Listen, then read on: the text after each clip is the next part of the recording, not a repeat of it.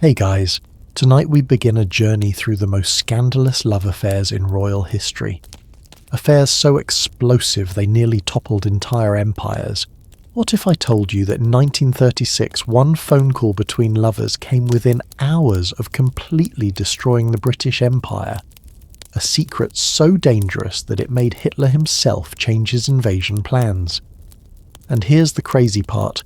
It all started with a woman who wasn't even sure she wanted to marry the man willing to give up everything for her. Tonight, we're diving into the ultimate royal scandal that shocked the world. But first, let me ask you something that will blow your mind by the end of this story. You know how we always say love conquers all? Well, what happens when love literally conquers too much? What happens when passion becomes so powerful it threatens to unravel 1,000 years of history? Because that's exactly what happened when King Edward VIII met Wallis Simpson. And trust me, this love story is nothing like the fairy tales you grew up with.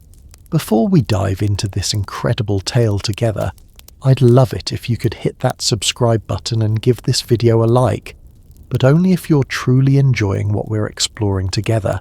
I'm genuinely curious. Where are you listening to this right now? Your bedroom? Maybe on a late night drive?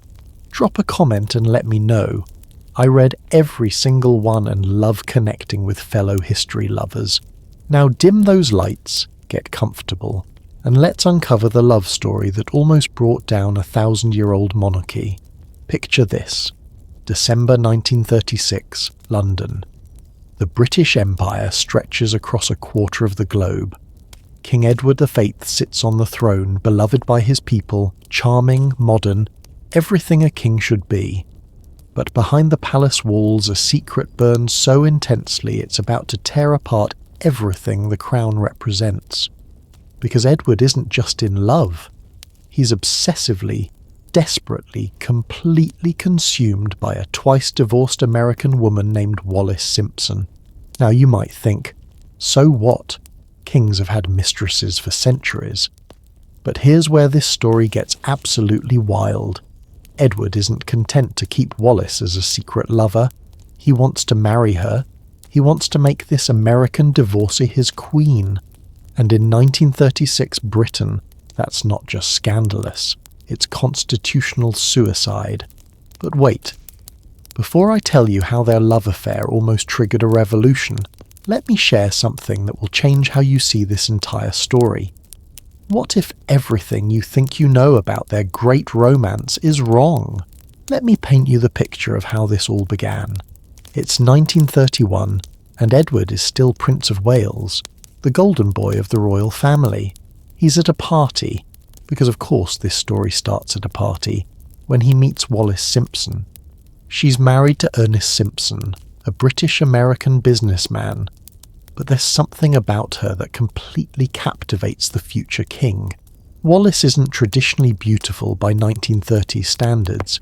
She's angular, sharp-featured, with a wit that cuts like a knife.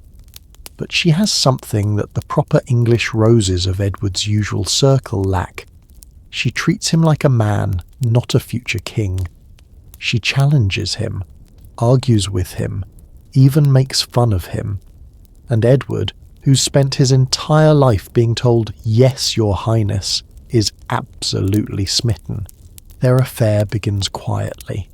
Secret meetings, coded letters, carefully orchestrated encounters.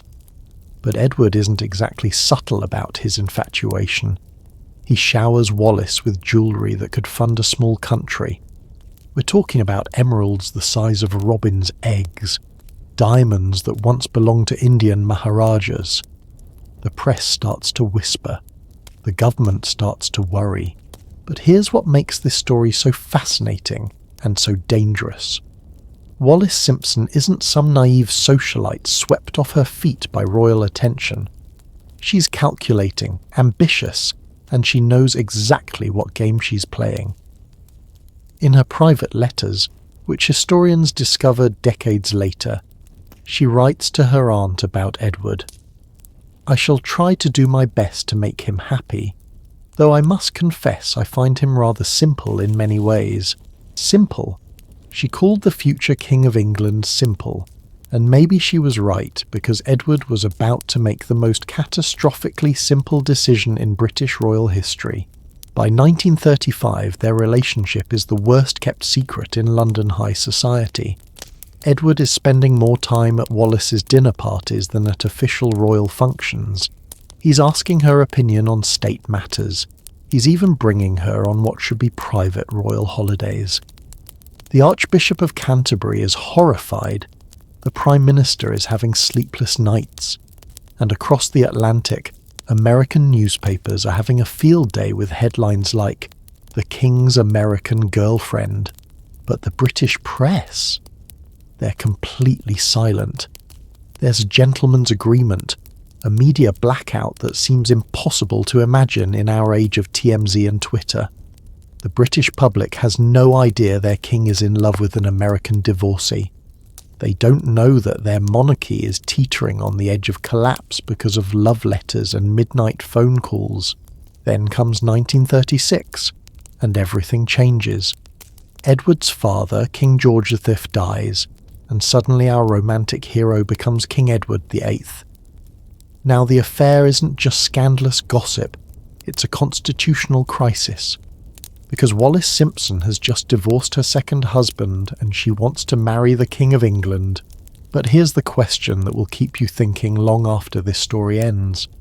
Did Wallis Simpson actually want to become queen, or was she trapped in a royal obsession she never asked for? The problem?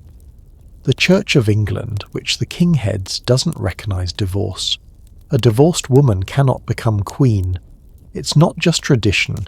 It's religious law, constitutional law, the very foundation of the monarchy. Parliament makes it clear. Choose the throne or choose the woman.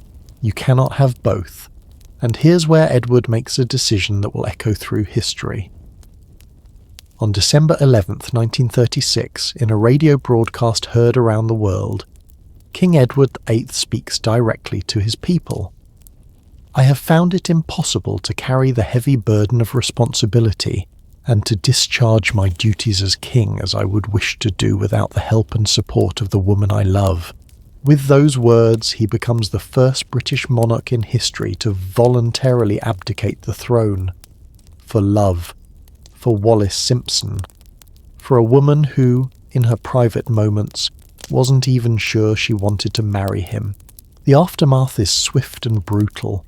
Edward becomes the Duke of Windsor, essentially exiled from Britain.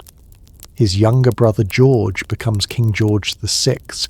Yes, the same king whose struggle with stuttering was immortalised in the King's Speech. The royal family cuts Edward off almost completely. The woman he gave up everything for, well, that's a story of its own complexity. What makes this tale so gripping isn't just the romance, it's the sheer audacity of it all. In an age when duty was everything, when the crown was considered sacred, one man chose love over empire. Whether that makes him romantic or selfish, well, that's for you to decide. But imagine the weight of that choice. Edward gave up ruling over 500 million people, commanding the world's largest navy, living in palaces that had housed kings for 1,000 years. All for a woman who once described him as simple in her private correspondence. The ripple effects of this decision shaped modern history in ways we're still discovering. If Edward had remained king, would Britain have been prepared for World War II? Would the steady leadership of George VI and the inspiration of the future Queen Elizabeth II have emerged? Sometimes the most personal decisions create the most profound historical consequences. And here's something that will absolutely amaze you as we continue tonight's journey. Edward and Wallis's story was just the beginning. Because when it comes to love affairs that nearly destroyed kingdoms, they were actually playing in the minor leagues. Coming up next, we're travelling back over 2,000 years to meet a woman who didn't just choose between love and power. She used love as the ultimate weapon of war. Cleopatra's strategic seductions didn't just capture hearts. They conquered the greatest empire the world had ever known. And the way she played Julius Caesar and Mark Antony against each other, It's a masterclass in power, passion, and political genius that makes modern dating look like child's play. Now, if you thought Edward of Earth's love story was dramatic, buckle up because we're about to meet the ultimate queen of strategic seduction. We're going back over 2,000 years to ancient Egypt, where a woman didn't just fall in love with power, she wielded love as her most deadly weapon. Cleopatra VII didn't just seduce men, she conquered the Roman Empire one heart at a time, and the way she played the world's most powerful leaders, it's absolutely mind-blowing. But here's what will shock you most about Cleopatra's story. Almost everything Hollywood taught you about her is completely wrong. Ready to have your mind blown? Picture this. It's 48 BC, Alexandria, Egypt. The greatest library in the ancient world burns in the distance.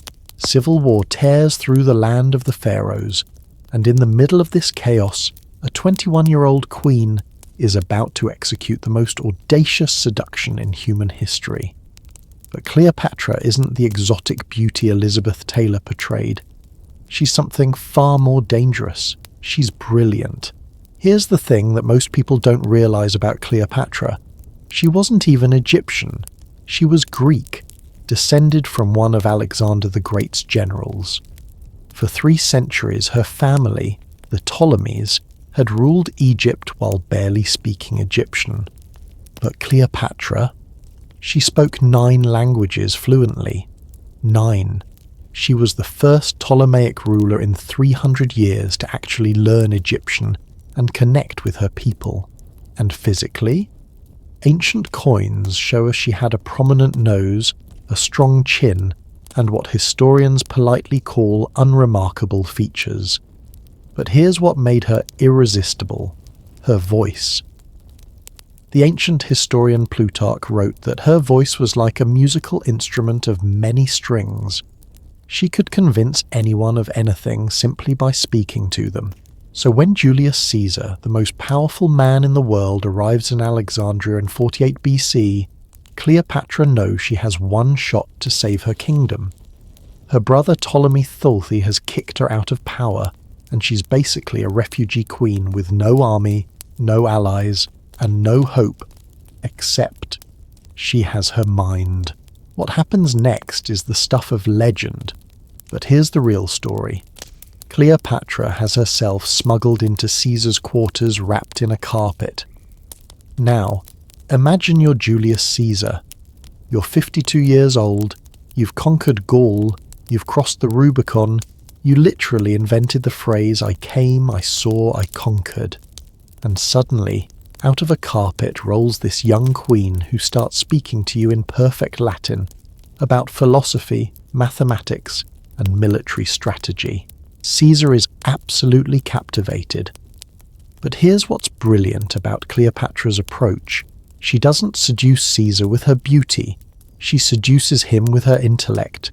She discusses Egyptian infrastructure, Roman politics, trade routes through the Red Sea. She shows him that Egypt isn't just a prize to be won, it's a partnership that could make Rome even greater. And it works. Within days, Caesar is backing Cleopatra against her brother. Within months, they're lovers. Within a year, she's pregnant with his son, Caesarion. But here's the strategic genius of it all.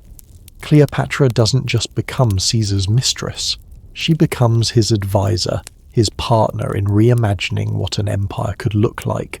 Think about this for a moment. Caesar had conquered half the known world, but he'd never met a woman who could match his intellectual ambition. Cleopatra could discuss battle tactics in the morning and poetry in the evening. She could negotiate trade agreements and then debate philosophy under the stars. For a man used to being the smartest person in any room, finding an equal must have been intoxicating. Their relationship scandalized Rome. Roman wives were supposed to be modest, quiet, focused on household management. Cleopatra rode into Rome on a golden barge, threw lavish parties where she dissolved pearls in wine just to show off her wealth, and openly influenced Caesar's political decisions. The Roman Senate was horrified. This foreign queen was making their great general look weak. But then, on the Ides of March, 44 BC, everything changes. Caesar is assassinated, stabbed 23 times on the Senate floor. Cleopatra, who's been living in Rome, suddenly finds herself completely alone in a city that hates her. She flees back to Egypt, but she knows her kingdom's fate now hangs by a thread. Here's where Cleopatra's story gets even more incredible. Most people would have given up, hidden in their palace, hoped for the best, not Cleopatra. She immediately starts planning her next move, because she knows something that will change everything. Rome's power is about to be split between three men, Octavian, Lepidus, and Mark Antony. And Cleopatra, she's about to set her sights on Mark Antony. Now Mark Antony is nothing like Julius Caesar. Where Caesar was intellectual and calculating, Antony is passionate and impulsive. He's a warrior who loves wine, parties, and grand gestures. He's also devastatingly handsome, charismatic, and commands the loyalty of half the Roman army. If Cleopatra can win him over, Egypt survives. If she can't, well, Egypt becomes just another Roman province. So in 41 BC, when Antony summons her to meet him in Tarsus, Cleopatra doesn't just show up. She creates a spectacle that's still talked about 2,000 years later. Picture this. She arrives on a golden barge with purple sails, dressed as Aphrodite, the goddess of love. The air is thick with burning incense. Musicians play as she's fanned by boys dressed as cupids. The entire city of Tarsus lines the riverbanks to watch this floating paradise approach. But here's the genius part. While everyone is mesmerized by the spectacle, Cleopatra is studying Mark Antony, learning what makes him tick. And what she discovers is that unlike Caesar, who was motivated by legacy and empire, Antony is motivated by pleasure and recognition. He wants to feel like a god among men. So that's exactly what Cleopatra gives him. She throws banquets that cost more than most people see in a lifetime. She stages elaborate role-playing games where they dress as gods and goddesses. She makes him feel like the most magnificent person who ever lived. And just like with Caesar, it works perfectly. But Cleopatra's relationship with Antony goes deeper than just seduction and spectacle. They become true partners in reimagining what the Roman Empire could become. Antony starts adopting Egyptian customs, wearing Egyptian clothes, even minting coins with both their faces on them. They dream of creating an empire that blends the best of East and West, Greek philosophy with Egyptian wisdom, Roman efficiency with Eastern luxury. Here's something that will blow your mind. Cleopatra and Antony didn't just have a love affair, they had 3 children together, and essentially created an alternative vision for the future of the Mediterranean world. If their plan had worked, we might be living in a very different world today. But while they're busy playing house and planning their empire, Octavian, Caesar's adopted son, is quietly consolidating power in Rome. He's painting Antony as a traitor seduced by foreign witchcraft. He's turning Roman public opinion against this Egyptian queen who dares to influence Roman politics. The tension builds for years until it all comes to a head at the Battle of Actium in 31 BC. This isn't just a naval battle, it's a clash between 2 completely different visions of what Rome should become. On one side, Octavian's traditional Roman values. On the other, Antony and Cleopatra's cosmopolitan fusion of cultures. And here's where Cleopatra makes the decision that changes everything. In the middle of the battle, seeing that they're losing, she orders her ships to retreat. Some historians say she fled in cowardice. Others argue she was making a strategic withdrawal to fight another day. But Antony, seeing her ships leaving, follows her. His fleet, thinking their commander has abandoned them, surrenders. The aftermath is swift and brutal. Octavian pursues them to Egypt. Antony, thinking Cleopatra is dead, falls on his sword. Cleopatra, realizing all is lost, chooses to die on her own terms. The famous snake bite. That's probably legend. Most historians think she used a poison cocktail that let her die peacefully and beautifully. But here's what makes Cleopatra's story so fascinating. She almost pulled it off. If Actium had gone differently, if she and Antony had won, the entire course of Western civilization would have changed. Instead of the Roman Empire, we might have had an Egyptian-Roman fusion that valued learning and culture as much as military might. Think about what Cleopatra actually accomplished. She kept Egypt independent for nearly 2 decades through sheer force of personality and strategic brilliance. She convinced 2 of the most powerful men in history to completely reimagine their ambitions. She came within one battle of reshaping the ancient world, and she did it all in an age when women had virtually no political power, when they were expected to be silent and obedient. Cleopatra refused to be either. She spoke 9 languages, patronized scholars, funded scientific research, and ruled one of the wealthiest kingdoms on earth. She didn't just use love as a weapon, she used it as a tool of diplomacy, alliance building, and empire creation. What can we learn from Cleopatra's approach to love and power? Maybe that true seduction isn't about physical beauty. It's about becoming so fascinating, so intellectually stimulating, so genuinely exceptional that powerful people want to be around you. She made herself indispensable not through manipulation, but through competence. I'm curious, what do you think would have happened if Cleopatra had won at Actium?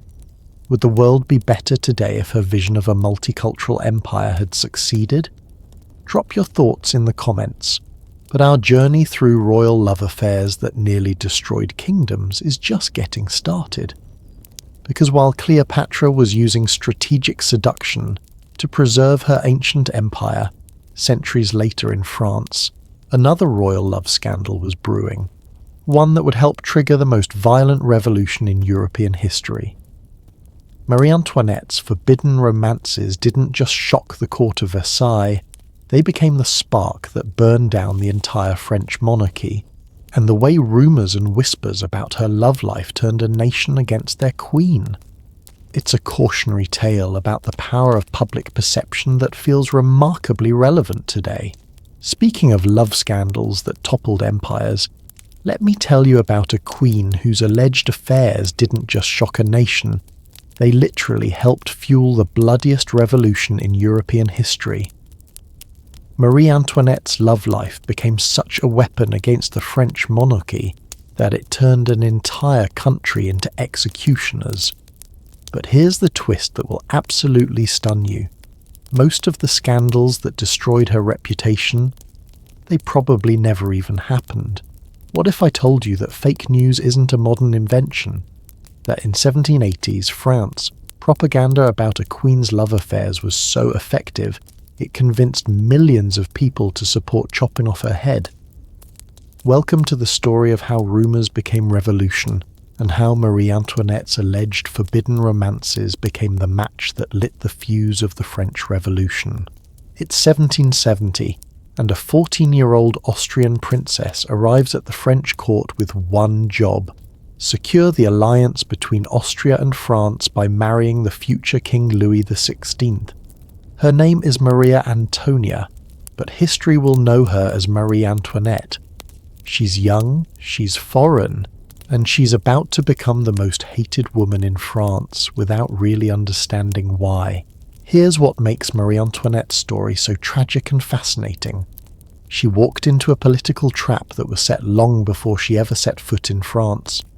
The French people already resented Austria. They were suspicious of foreign influence, and they were starting to grow tired of a monarchy that seemed increasingly out of touch with their suffering. But Marie Antoinette doesn't know any of this. She's a teenager who just wants to fit in, have fun, and maybe find some happiness in an arranged marriage to a boy who, let's be honest, is about as exciting as watching paint dry. Louis XVI is awkward, obsessed with locks and hunting, and so socially uncomfortable that their marriage isn't consummated for 7 years. 7 years.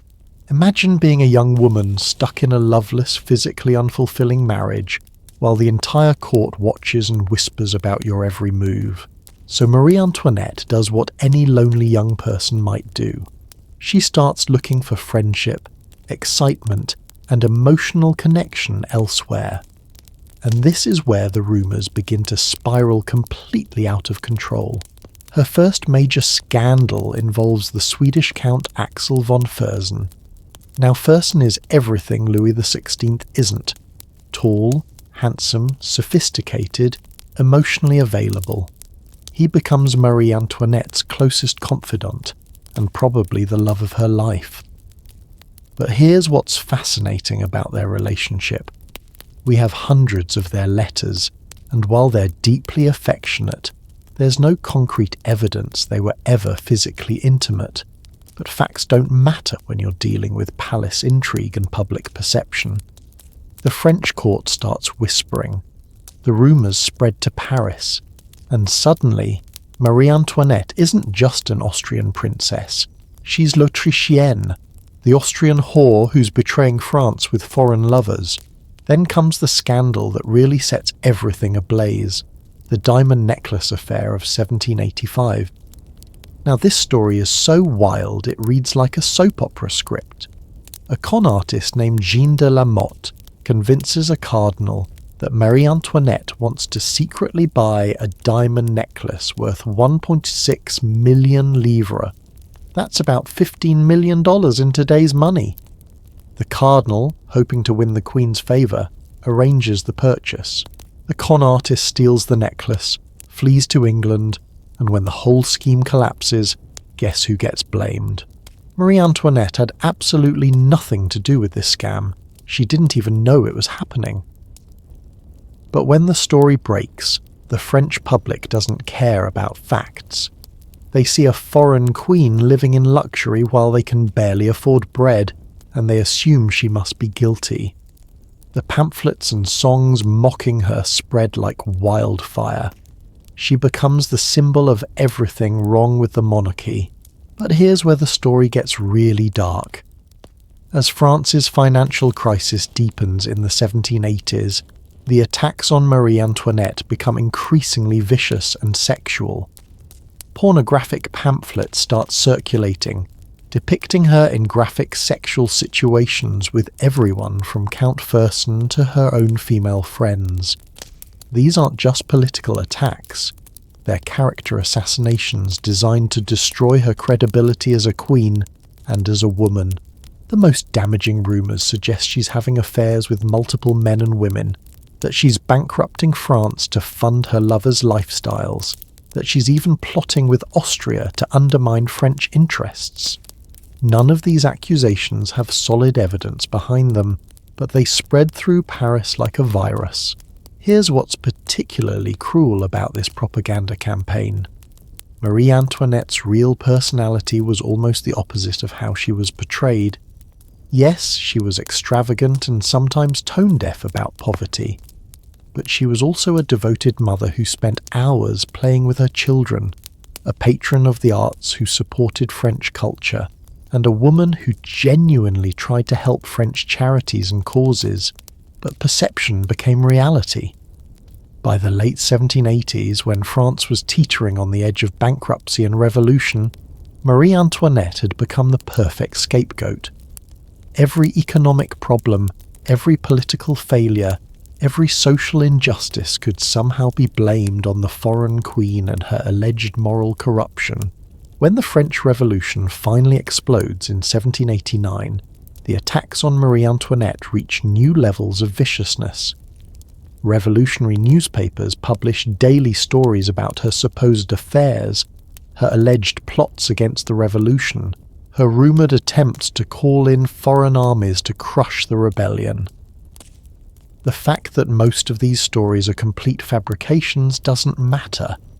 They serve their purpose of turning public opinion against the monarchy. Here's something that will give you chills. In the months before her execution, Marie Antoinette was kept in a tiny damp cell, where she was watched 24 hours a day by guards who were specifically chosen for their hatred of the aristocracy. She wasn't allowed privacy to use the bathroom. She wasn't allowed to change clothes without being watched. It was psychological torture designed to break her spirit before they killed her. And yet, even facing death, Marie Antoinette maintained her dignity. On October 16, 1793, as she was led to the guillotine, she accidentally stepped on her executioner's foot and apologized. Think about that. Facing execution, she still had the grace to apologize for a minor accident. But here's the question that should haunt us. How much of Marie Antoinette's downfall was actually due to her actions, and how much was due to a deliberate propaganda campaign that used sexual scandal to destroy a political target? The parallels to modern politics are absolutely chilling. We live in an age where rumours spread instantly across social media, where fake news can destroy reputations overnight, where sexual scandal is still used as a weapon against political figures. Marie Antoinette's story is a cautionary tale about how dangerous it can be when public opinion is manipulated by those with political agendas. What's particularly tragic is that by the time Marie Antoinette was executed, France was already descending into the Reign of Terror. The revolution that was supposed to bring freedom and equality was devouring its own children. Thousands of people were executed on flimsy charges. The very people who had cheered Marie Antoinette's death would soon find themselves facing the same guillotine. Was Marie Antoinette perfect? Absolutely not. She was privileged, sometimes insensitive, and definitely made political mistakes. But did she deserve to die for alleged affairs that probably never happened?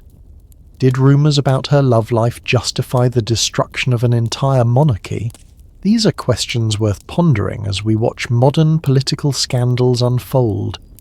How easily can we be manipulated by stories about public figures' private lives? How often do we let personal gossip overshadow more important political issues? Think about how different history might have been if Marie Antoinette had been judged on her actual actions rather than on malicious rumours. Maybe the French Revolution would have taken a different path. Maybe thousands of lives could have been saved. Maybe we'd have learned to separate personal scandal from political governance centuries earlier than we actually did. I'd love to know what you think. Do you believe personal scandals should affect how we judge political leaders? Or should we focus purely on their policies and actions? Share your thoughts below. The destruction of Marie Antoinette through scandal and rumour was devastating, but it wasn't the first time a royal love life had triggered massive political upheaval. In fact, if we journey back a few centuries to England, we'll discover a king whose romantic obsessions didn't just threaten one monarchy. They literally rewrote the religious map of Europe. Henry VIII's deadly dating game makes Marie Antoinette's troubles look like a minor scandal. We're talking about a man who created an entirely new church just so he could divorce his wife, who executed 2 queens for alleged adultery, and whose 6 marriages triggered religious wars that lasted for centuries. The body count from Henry's love life? It's absolutely staggering. When it comes to royal love scandals that reshaped entire civilizations, no one, and I mean no one, comes close to Henry VIII of England. This is the man who literally broke Christianity in half because he wanted a divorce, who created his own church so he could remarry, who executed 2 of his 6 wives for alleged adultery. Henry's dating life was so catastrophic, it triggered religious wars that lasted for centuries and left a body count that's absolutely staggering. But here's what will shock you about Henry VIII. He started as one of Europe's most eligible bachelors, a Renaissance prince who wrote love poetry and was considered the catch of his generation. So how did this romantic young king become history's most deadly husband? And why did his desperate search for true love end up destroying more lives than most wars? Let's start at the beginning, because Henry's transformation from charming prince to wife-killing tyrant is one of the most disturbing character arcs in royal history. When Henry becomes king in 1509, he's 17 years old, 6 feet tall in an age when most men are barely 5.5 feet, athletic, intelligent, and devastatingly handsome. He speaks 4 languages, composes music, writes poetry, and is basically the ultimate Renaissance man. European princesses are literally fighting over who gets to marry him. But there's one problem. Henry is already married. To Catherine of Aragon, his brother's widow, in a marriage that was arranged for political reasons when he was just 11 years old. Now, Catherine is actually perfect queen material. She's intelligent, devout, politically savvy, and genuinely loves Henry. But she has one fatal flaw in Henry's eyes. After 6 pregnancies, she's only given him one surviving child, a daughter named Mary. And here's where Henry's obsession begins to consume him. In the 16th century, kings need male heirs.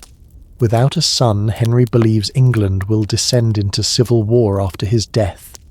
He's probably right. England has barely recovered from the Wars of the Roses, where different branches of the royal family slaughtered each other for 30 years over succession disputes. So Henry starts to convince himself that God is punishing him for marrying his brother's widow, even though he needed a special papal dispensation to do it in the first place. He becomes obsessed with finding a way out of his marriage, and that's when he meets Anne Boleyn. Now, Anne Boleyn is nothing like the typical royal mistress. She's not particularly beautiful by Tudor standards. She's got dark hair in an age that prefers blondes, a prominent mole on her neck, and what her enemies describe as a long neck like a crane. But Anne has something that drives Henry absolutely wild. She refuses to sleep with him. Think about this. Henry V is the most powerful man in England.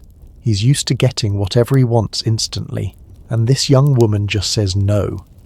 Not only does she say no, she insists that if he wants her, he has to marry her. She wants to be queen or nothing.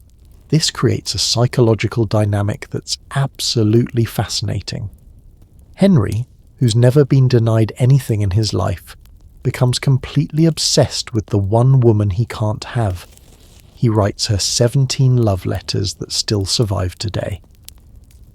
Listen to this excerpt. "I beseech you to advertise me expressly of your whole mind as to the love between us two."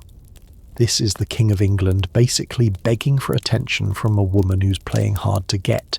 But Anne's demand for marriage creates an impossible problem. Henry can't divorce Catherine because the Pope won't allow it.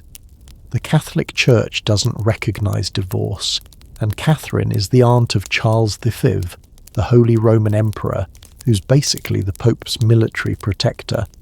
So the Pope is caught between theology and politics, and he decides to stall. For 6 years, Henry wages a diplomatic war trying to get his marriage annulled. He sends ambassadors to Rome, he bribes cardinals, he even threatens military action. Nothing works. And all this time, Anne Boleyn is refusing to consummate their relationship, keeping Henry in a state of romantic and sexual frustration that's driving him literally insane. Finally, in 1533, Henry does something that changes the course of world history. He breaks with Rome entirely. He declares himself the supreme head of the Church of England, makes his own Archbishop of Canterbury, and grants himself a divorce. Just like that, he's created the Anglican Church and shattered the unity of Western Christianity. The human cost of this decision is absolutely staggering. Henry executes anyone who opposes his break with Rome, including his former best friend Thomas More, who was one of the most brilliant men in Europe. We're talking about thousands of people who died because Henry wanted to remarry. But here's the twisted irony. Once Henry finally marries Anne Boleyn, the passion dies almost immediately. She gets pregnant right away, but she gives birth to a daughter, the future Elizabeth. Henry is furious. He wanted a son, and he's convinced himself that Anne somehow tricked him into this marriage. Anne's downfall is swift and brutal. When she miscarries a son in 1536, Henry decides she's cursed. Worse, he's already spotted his next target, Jane Seymour, one of Anne's ladies-in-waiting. So Henry does what he's becoming famous for. He manufactures evidence that Anne has committed adultery with multiple men, including her own brother. The charges are almost certainly false. The timeline doesn't work. The witnesses are coerced, and the supposed confessions are extracted under torture. But Henry doesn't care about evidence. He wants Anne gone so he can marry Jane, and that's exactly what happens. On May 19th, 1536, Anne Boleyn is beheaded on Tower Green. Henry marries Jane Seymour 11 days later. Jane finally gives Henry what he's desperate for, a son, the future Edward VI. But she dies 12 days after giving birth, probably from postnatal complications. Henry is devastated. He genuinely loved Jane, and he'll be buried next to her when he dies. But his grief doesn't stop his marriage spree. Wife number 4 is Anne of Cleves, chosen from a portrait that turns out to be wildly flattering. When Henry meets her in person, he's so disgusted he calls her the Flanders mare, and has the marriage annulled after 6 months. Poor Anne is probably relieved. She's gotten the best deal of any of Henry's wives by surviving with her head attached. Wife number 5, Catherine Howard, is barely 20 when she marries the now obese, diseased and psychologically unstable Henry. She's young, flirty, and probably doesn't understand the deadly game she's playing. When evidence emerges that she had relationships before her marriage to Henry, and possibly an affair during it, Henry goes ballistic. Catherine Howard is executed in 1542, and this time Henry doesn't even attend the trial. By now, Henry's romantic obsessions have literally changed the DNA of European politics. England has broken with Rome, triggering religious wars that will last for centuries. Protestant and Catholic nations are choosing sides based partly on their relationship with Henry's marriages.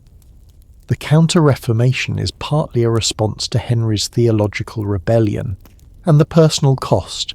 Henry has executed 2 wives, divorced 2 others, and been widowed once. Thousands of people have died in religious upheavals caused by his marital decisions. He's terrorized his own children. Mary barely survives being declared illegitimate. Elizabeth grows up knowing her father killed her mother, and Edward inherits a kingdom torn apart by religious conflict. Wife number 6, Catherine Parr, survives only because she's smart enough to be submissive, and because Henry dies before he can find another reason to start the divorce process again.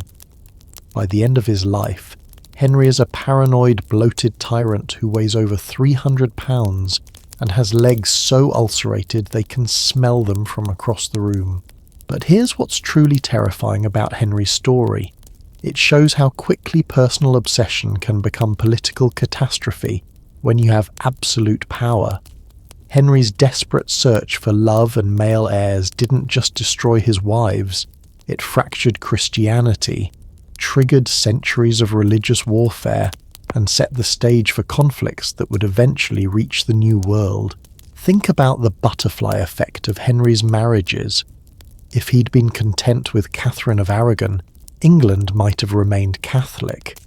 The Mayflower might never have sailed to America. The entire religious landscape of the Western world would be different. What do you think? Was Henry a romantic figure destroyed by circumstances, or was he always a monster waiting for the right opportunity to emerge? I'm genuinely curious about your take on this. Henry's deadly dating game proves that when love and absolute power collide, the results can be absolutely catastrophic. But Henry's marital chaos was just one example of how personal obsessions can destroy kingdoms. In our next tale, we're travelling to Imperial Russia, where another royal's twisted relationship with a mysterious mystic didn't just scandalize the court, it helped bring down an empire that had ruled for 3 centuries. The story of Rasputin and the Romanov family is so dark and bizarre that if you saw it in a movie, You'd think it was too outrageous to be true, but every shocking detail actually happened. From Henry VIII's deadly marriages, we leap forward to Imperial Russia, where a love affair so twisted and bizarre unfolded that it reads like something from a horror novel. Except every shocking detail actually happened. This is the story of Grigory Rasputin, a filthy peasant mystic who seduced his way into the heart of the Russian royal family and helped destroy a 300-year-old empire. But here's the part that will blow your mind. Rasputin's power didn't come from black magic or supernatural abilities. It came from something far more dangerous and mundane. What if I told you that the downfall of the mighty Romanov dynasty wasn't caused by revolution or war, but by a mother's desperate love for her sick child? That one of history's most powerful empires collapsed because a peasant from Siberia convinced an empress he could save her son's life. The Rasputin scandal is proof that sometimes the most intimate family secrets become the deadliest political weapons. Let's set the scene. It's 1905, St. Petersburg, the glittering capital of Imperial Russia. Tsar Nicholas II rules over 1/6 of the world's land surface and 130 million subjects. His wife, Alexandra, is a German princess who converted to Russian Orthodoxy for love. They seem to have everything: wealth, power, 4 beautiful daughters. But there's one problem that's tearing their family apart. Their son and heir, Alexei, has haemophilia. Now, haemophilia in 1905 is essentially a death sentence. One small bump, one minor fall, and Alexei could bleed internally until he dies in agony. There's no treatment, no cure, no hope. Alexandra watches her precious boy suffer through bleeding episodes that can last for days, and she's slowly going insane with grief and desperation. Enter Grigory Rasputin, a self-proclaimed holy man from the backwoods of Siberia. Picture this. He's tall, gaunt, with wild hair and hypnotic blue eyes that seem to burn right through you. He smells terrible, his fingernails are black with dirt, and he has a reputation for drinking, fighting, and seducing women wherever he goes. He's basically everything the refined St. Petersburg court finds revolting. But Rasputin has one skill that makes him invaluable to the royal family. Somehow, inexplicably, he can stop Alexei's bleeding episodes. We still don't know how he did it. Maybe it was hypnosis. Maybe he had some medical knowledge.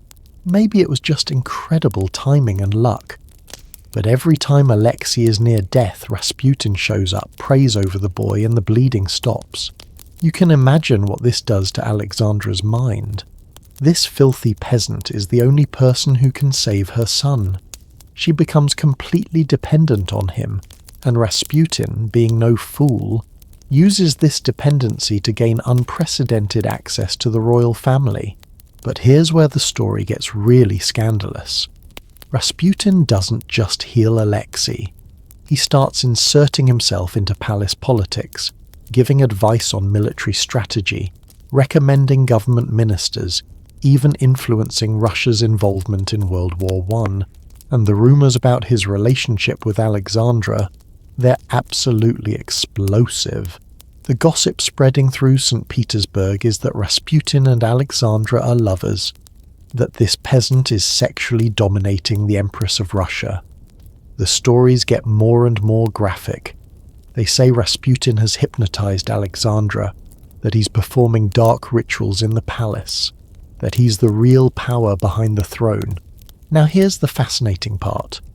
There's almost no evidence that Alexandra and Rasputin ever had a physical affair. Their letters, which are found after the revolution, are intimate but not sexual. They're the desperate communications between a mother and the man she believes can save her child. But in the poisonous atmosphere of wartime Russia, facts don't matter. The perception of scandal is more powerful than the reality. The Russian people are suffering through World War I. Millions of soldiers are dying, food is scarce, and the economy is collapsing. And what do they see when they look at their royal family? an incompetent czar taking military advice from a peasant mystic who's supposedly sleeping with the empress. The monarchy's moral authority is being destroyed by rumors and whispers. Rasputin's behavior doesn't help his case. He's openly boasting about his influence over the royal family. He's accepting bribes from people who want access to the empress.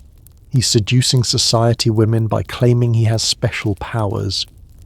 One witness described walking into a restaurant and seeing Rasputin surrounded by high society ladies, bragging about how he could do anything with the empress. The Russian nobility is horrified. Military officers are resigning rather than take orders they believe come from Rasputin. Government ministers are plotting against each other based on their relationship with the mystic. The entire structure of Imperial Russian government is being warped by one man's supposed sexual hold over the empress. But Alexandra can't give up Rasputin because she genuinely believes he's the only thing keeping her son alive. Every time Alexei has a bleeding episode, she calls for Rasputin. Every time he recovers, her faith in the mystic grows stronger. She's trapped in a psychological prison of her own making. The situation becomes so dangerous that even members of the royal family start plotting against Rasputin. Prince Felix Yusupov, one of the richest men in Russia, decides that Rasputin has to die, and the murder plot he hatches is absolutely wild. On December 29, 1916, Yusupov invites Rasputin to his palace for a late-night meeting. He feeds him cakes and wine laced with enough cyanide to kill 5 men. Rasputin eats everything and seems completely unaffected. Panicking, Yusupov shoots him in the chest. Rasputin collapses, apparently dead. But then, as Yusupov is celebrating with his co-conspirators, Rasputin's eyes snap open. He lunges at Yusupov, trying to strangle him, then staggers outside into the snow. The conspirators chase him down and shoot him 3 more times. They beat him with clubs, then throw his body into the frozen Neva River. When they find the body 3 days later, there's water in Rasputin's lungs, meaning he was still alive when he hit the water. This man survived poisoning, multiple gunshots, a beating, and nearly drowned in an icy river. No wonder people thought he had supernatural powers. But here's the tragic irony. Killing Rasputin didn't save the monarchy. It might have actually hastened its destruction. Alexandra was so grief-stricken by Rasputin's murder that she withdrew even further from public life. The royal family became even more isolated and paranoid. And the Russian people, instead of celebrating Rasputin's death, started to see it as proof that the nobility was completely out of control. Within 2 months of Rasputin's murder, revolution broke out in St. Petersburg. Within a year, the entire Romanov family was dead, executed in a basement in Ekaterinburg. The 300-year-old dynasty that had ruled one of the world's greatest empires was wiped out, and it all started with rumors about a peasant mystic's relationship with the desperate mother. What's so haunting about the Rasputin affair is how it shows the power of perception over reality in politics. Alexandra probably never had a sexual relationship with Rasputin, but the belief that she did was enough to destroy her family's legitimacy. In our age of social media and instant global communication, this story feels remarkably relevant. Think about how conspiracy theories spread today, how political figures can be destroyed by rumors and innuendo, how the appearance of scandal can be more damaging than actual wrongdoing. Rasputin's story is a cautionary tale about how quickly public trust can evaporate when people believe their leaders are compromised. Here's a question for you. Do you think Alexandra could have saved her family by giving up Rasputin? Or was the Russian monarchy doomed regardless of what she did? I'm curious about your thoughts on whether personal loyalty should ever override political necessity. The fall of the Romanovs shows us how dangerous it can be when royal families become isolated from their people's reality. But isolation wasn't always a weakness for monarchs. Sometimes, strategic distance and mysterious allure could be the key to maintaining power. Our next story takes us to Elizabethan England, where a queen turned her refusal to marry into the most effective political weapon in European history. Elizabeth didn't just avoid romantic scandals, she weaponized romance itself, using the promise of marriage to manipulate kings and emperors across Europe. Her love-life politics were so brilliant they helped England become a global superpower. While Rasputin's scandal destroyed the Romanovs through rumours and whispers, across Europe centuries earlier, another monarch was doing something absolutely revolutionary. She was turning romance itself into the ultimate political weapon. Elizabeth I of England didn't just avoid the romantic scandals that destroyed other royal families. She weaponized the very idea of marriage, using it to manipulate kings and emperors across Europe while building England into a global superpower. This is the story of how the Virgin Queen used love as warfare. But here's the mind-blowing twist that changes everything we think we know about Elizabeth. She probably wasn't actually a virgin at all. The woman who built her entire political identity around remaining unmarried likely had passionate love affairs that were so skillfully hidden they've remained secret for over 400 years. So how did she pull off this incredible deception? And why did she choose political power over personal happiness? Step into England in 1558. Elizabeth is 25 years old and has just become queen of a small, relatively poor island nation that's torn apart by religious conflict. Spain controls most of the New World, France dominates continental Europe, and the Ottoman Empire threatens from the east. England is basically a minor player on the European stage, and everyone expects this young queen to quickly marry a powerful foreign prince to secure protection for her vulnerable kingdom. But Elizabeth has other plans. She's watched what happened to her sister Mary, who married Philip II of Spain and became essentially a puppet ruler in her own country. She's seen how marriage turned powerful queens into political pawns, and she's determined not to make the same mistake. So Elizabeth does something absolutely brilliant. She promises everyone everything while giving no one anything. She begins the most elaborate romantic chess game in European history, simultaneously courting multiple suitors while never actually committing to any of them. Her first major romantic manipulation involves Eric XIV of Sweden.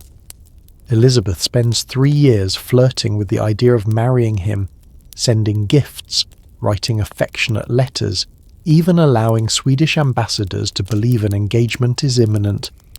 Meanwhile, she's using the threat of an English-Swedish alliance to terrify Philip II of Spain into offering her better trade deals. But the real masterpiece of Elizabeth's romantic strategy involves the Archduke Charles of Austria. For over a decade, Elizabeth strings along the Habsburgs with the possibility of this marriage. She negotiates dowries, discusses wedding dates, even haggles over whether Charles would be allowed to hear Catholic Mass in private. The Austrians are so convinced she's serious that they spend fortunes on embassy missions and diplomatic gifts. The whole time, Elizabeth has absolutely no intention of marrying Charles. She's using the marriage negotiations to prevent Austria from allying with France against England, while also keeping Spain from becoming too aggressive. It's diplomatic genius disguised as romantic indecision. But Elizabeth's most dangerous game involves Philip II of Spain himself. Now, Philip is the most powerful man in Europe. He controls Spain, the Netherlands, much of Italy, and vast territories in the Americas. He's also Elizabeth's former brother-in-law, having been married to her sister Mary. And he's getting increasingly frustrated with England's Protestant policies and support for Dutch rebels. So when Philip starts making threatening noises about invading England, Elizabeth pulls out her most audacious move. She starts flirting with him. She sends him affectionate messages, hints that she might consider converting to Catholicism. even suggests that marriage between them might heal the religious divisions in Europe. Philip, who's dealing with rebellions across his empire and desperately needs England as an ally rather than an enemy, takes the bait completely. He delays his invasion plans, hoping that marriage might give him control over England without the cost and risk of war. Meanwhile, Elizabeth is using the time Philip gives her to build up England's navy, forge alliances with other Protestant nations, and prepare for the inevitable conflict. She's literally seducing Philip into giving her the time she needs to defend against him. But the most fascinating aspect of Elizabeth's romantic strategy involves her relationship with Robert Dudley, the Earl of Leicester. This is the love of Elizabeth's life, her childhood friend, a man so handsome and charming that the entire court is convinced she'll eventually marry him. Their relationship is so intense that foreign ambassadors report they seem like lovers whenever they're together. The problem? Dudley's already married. His wife, Amy Robsart, lives quietly in the countryside while her husband plays romantic games at court with the Queen. Then, in 1560, something happens that changes everything. Amy Robsart is found dead at the bottom of a staircase with a broken neck. The official verdict is accidental death, but everyone believes Dudley murdered his wife so he could marry Elizabeth. The scandal rocks England. Foreign courts are horrified at the idea that their queen might marry a suspected murderer.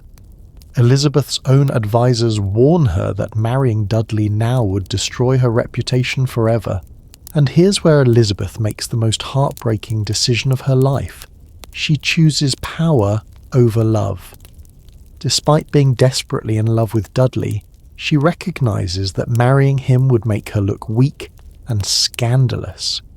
So she keeps him close as her favourite, probably continues a physical relationship with him, but never gives him the marriage he desperately wants. This decision allows Elizabeth to maintain her image as the Virgin Queen, while actually having the romantic relationship she craves. It's the perfect compromise between personal desire and political necessity. Elizabeth's romantic manipulations reach their peak during the Spanish Armada crisis of 1588. Philip II, finally realizing he's been played for decades, launches the largest invasion fleet in history to conquer England. But Elizabeth has used her years of romantic deception to prepare England perfectly for this moment. The English fleet that defeats the Spanish Armada is built with wealth from trade deals Elizabeth negotiated, while pretending to consider marriage alliances. The diplomatic isolation of Spain is partly the result of Elizabeth's romantic games with other European powers. She's literally seduced Europe into helping her defeat the man she once pretended to love. After the Armada's defeat, Elizabeth's power reaches its zenith. She's proven that a woman can rule alone, that marriage isn't necessary for political survival, that romance can be a tool of statecraft rather than a weakness. England becomes a major European power, and Elizabeth becomes the most famous queen in the world. But there's a personal cost to Elizabeth's political success that's absolutely heartbreaking. In her private moments, she's desperately lonely. She never has children, never experiences the security of a true marriage, never allows herself the luxury of putting personal happiness before political calculation. In her final years, Elizabeth surrounds herself with handsome young courtiers like the Earl of Essex, men young enough to be her sons, who remind her of the romantic life she sacrificed for power. It's both pathetic and admirable. A woman in her 60s still using romantic attraction as a political tool, but also a woman who's never stopped craving the love she gave up for her kingdom. When Elizabeth dies in 1603, she's transformed England from a minor European power into a nation poised to build a global empire. Her romantic manipulations have prevented multiple wars, secured crucial alliances, and bought England the time it needed to develop into a major power. But here's the question that haunts Elizabeth's legacy. Was her sacrifice worth it?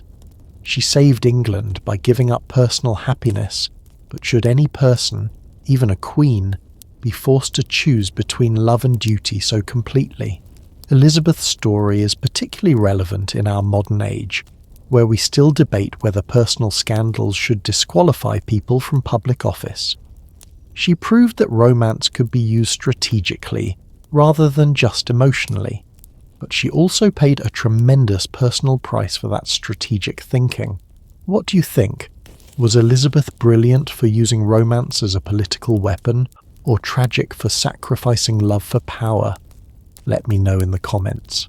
Elizabeth's romantic manipulations helped make England a superpower, but her strategic use of love was nothing compared to what was happening simultaneously across the English Channel. While Elizabeth was playing romantic chess with European kings, another royal love affair was quietly developing that would have consequences far more dramatic than anything Elizabeth could imagine. We're about to witness how Napoleon Bonaparte's obsessive love for Josephine didn't just reshape his personal life. It literally rewrote the map of Europe and changed the course of world history forever. Just as Elizabeth I was mastering the art of romantic manipulation across the English Channel, another love story was beginning in revolutionary France that would make her political games look like child's play. This is the tale of Napoleon Bonaparte's catastrophic obsession with Josephine de Beauharnais, a love so consuming it literally rewrote the map of Europe. But here's what will absolutely shock you. The woman who conquered the world's greatest conqueror was actually cheating on him almost from the moment they met. What if I told you that Napoleon's most famous military disasters weren't caused by tactical errors or superior enemies, but by his desperate need to impress a woman who didn't even love him back? That the downfall of the French Empire can be traced directly to one man's inability to get over his first heartbreak? Welcome to history's most expensive midlife crisis. Transport yourself to Paris, 1795. The French Revolution is winding down, leaving behind a city full of widows, orphans, and opportunists trying to survive in the new order. One of these survivors is Marie-Joseph Rose de Tachère de la Pagerie, known to history as Josephine. She's 32 years old, a single mother of two, and her aristocratic husband was guillotined during the Terror. She's basically doing whatever it takes to survive, including having affairs with influential men who can protect her and her children. Enter Napoleon Bonaparte, a 26-year-old artillery officer from Corsica, who's quickly making a name for himself in the Revolutionary Army. He's short, awkward, intense, and absolutely mesmerized by this elegant, sophisticated woman who represents everything his provincial background lacks. But here's what makes their first meeting so fascinating. They're completely wrong for each other. Napoleon is obsessive, possessive, and desperately romantic.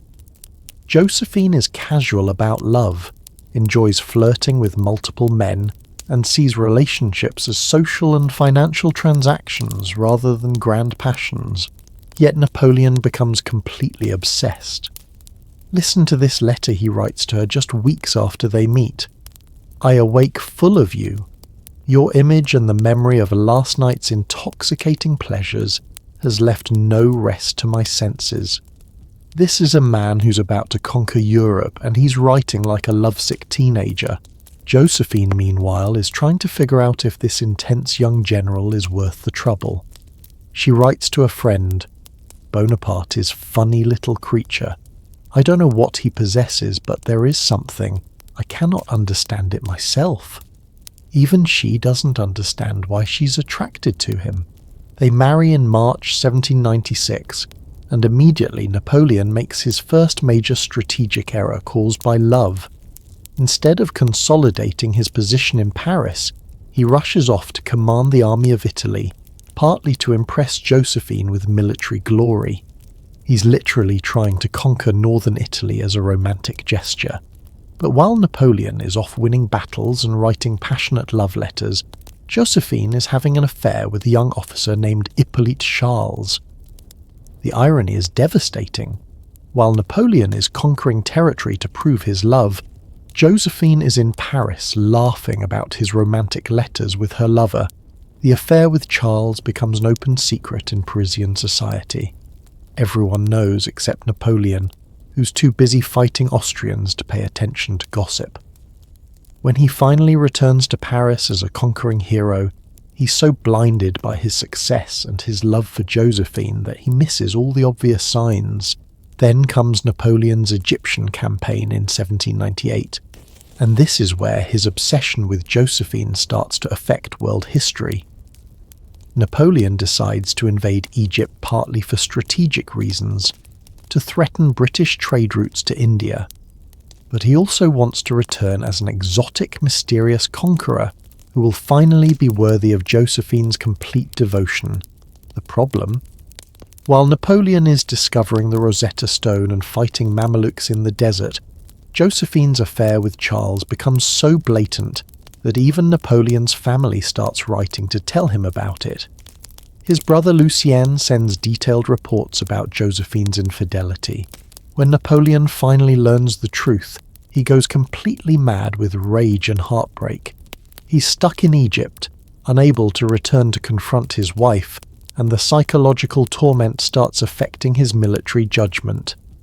He begins making reckless decisions, pushing deeper into Syria, ignoring the advice of his generals.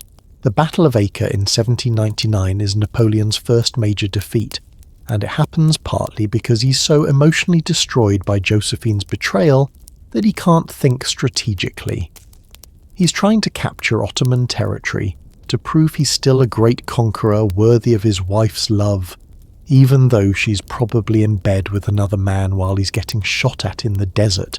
When Napoleon finally returns to France in 1799, he confronts Josephine in one of the most dramatic marital showdowns in history. She locks herself in their bedroom and refuses to come out. He threatens divorce. She cries and promises to be faithful. He eventually forgives her, but their relationship is permanently changed.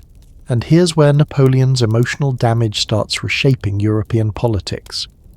To prove he's moved past the humiliation of Josephine's affair, Napoleon throws himself into increasingly ambitious military campaigns. The wars that will consume Europe for the next 15 years are partly driven by one man's need to prove his worth to a woman who's already proven she doesn't truly love him. Napoleon's coronation as emperor in 1804 is essentially an elaborate attempt to impress Josephine. He's creating an empire partly to give her the title of empress, to surround her with enough luxury and prestige that she'll never want to leave him again. But the crown doesn't fix their fundamental problem. Napoleon desperately needs an heir, and Josephine can't give him children. By 1807, as Napoleon reaches the height of his power, controlling most of continental Europe, this issue becomes a crisis that threatens everything he's built. The divorce negotiations between Napoleon and Josephine in 1809 are heartbreaking to read about. Napoleon genuinely loves her. She's the only woman who ever made him feel truly vulnerable. But he's also an emperor who needs legitimate heirs to secure his dynasty. Josephine, meanwhile, has grown to genuinely care for Napoleon, but she's also terrified of losing her position and wealth. The divorce ceremony is so emotional that both of them break down crying as they read their prepared statements. Here's the tragic irony. Napoleon divorces Josephine to secure his dynasty by marrying Marie-Louise of Austria and having a legitimate heir. But this decision ultimately destroys his empire. The marriage to Marie-Louise gives Austria a direct stake in French politics. When Napoleon starts losing battles, his new wife's family becomes his enemies rather than his allies. Josephine, meanwhile, retires to her estate at Malmaison, where she creates one of the most beautiful gardens in Europe and lives relatively quietly until her death in 1814. She outlives Napoleon's empire by just a few months. But here's what's most fascinating about Napoleon's obsession with Josephine.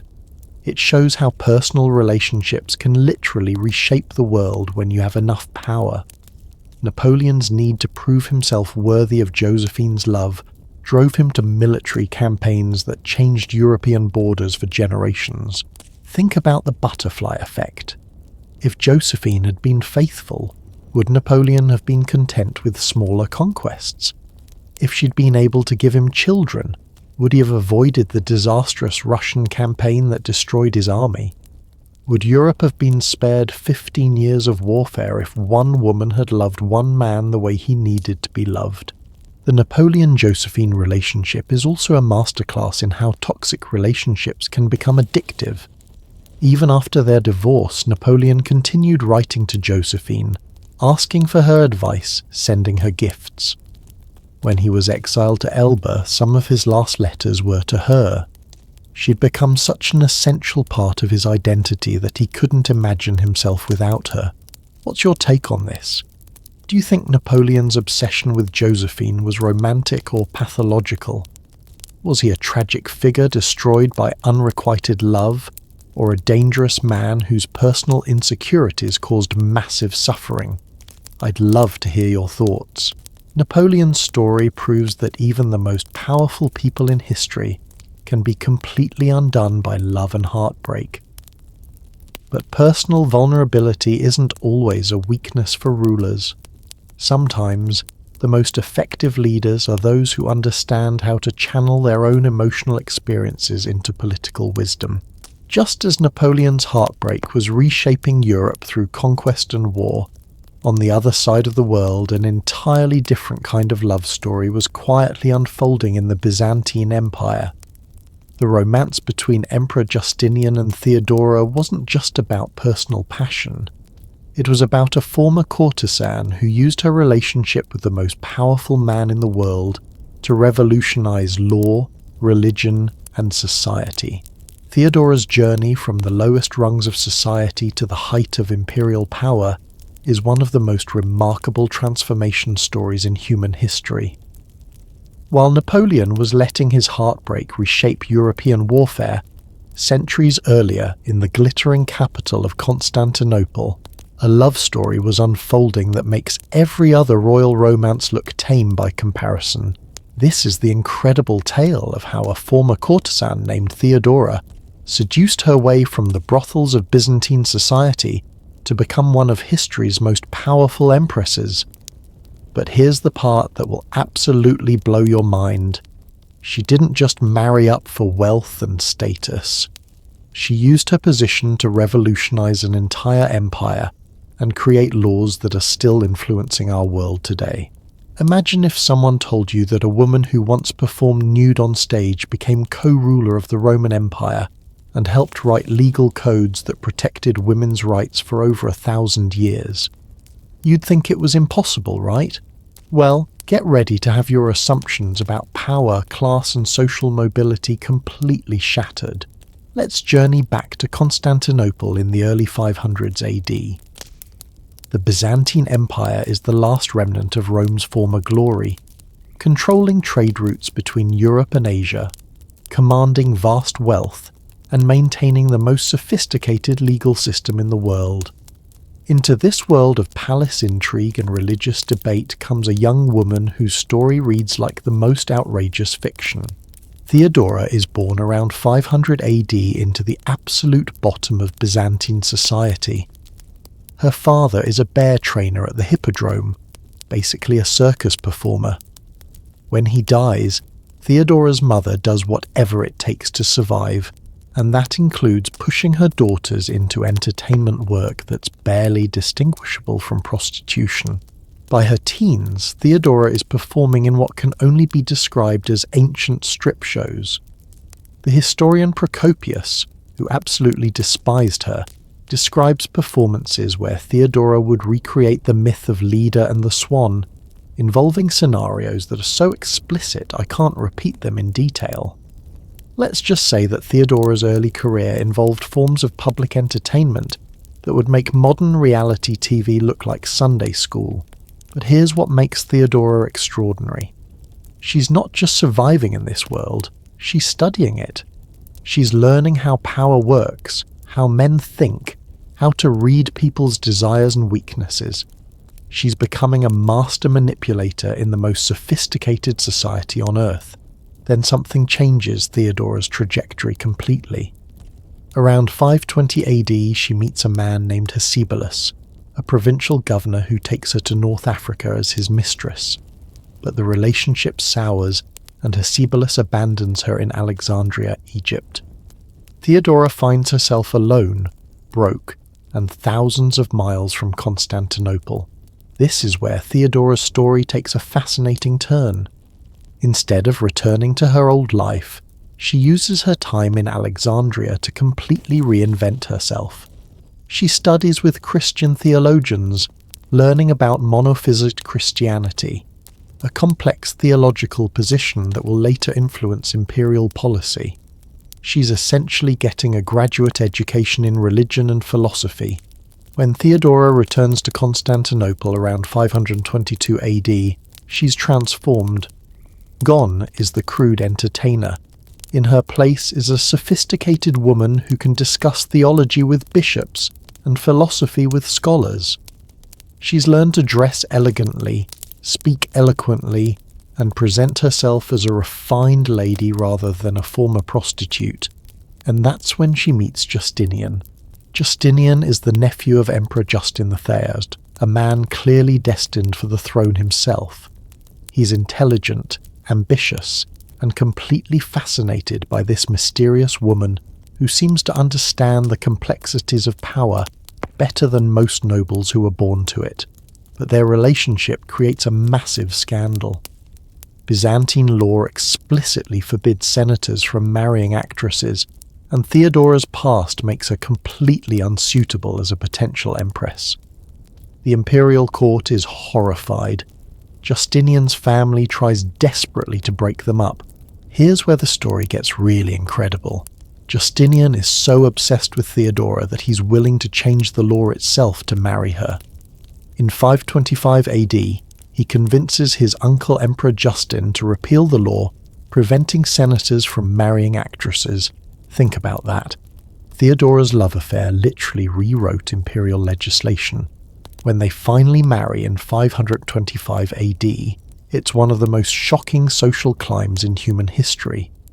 A woman who was performing nude in theatres less than a decade earlier is now positioned to become Empress of the Byzantine Empire.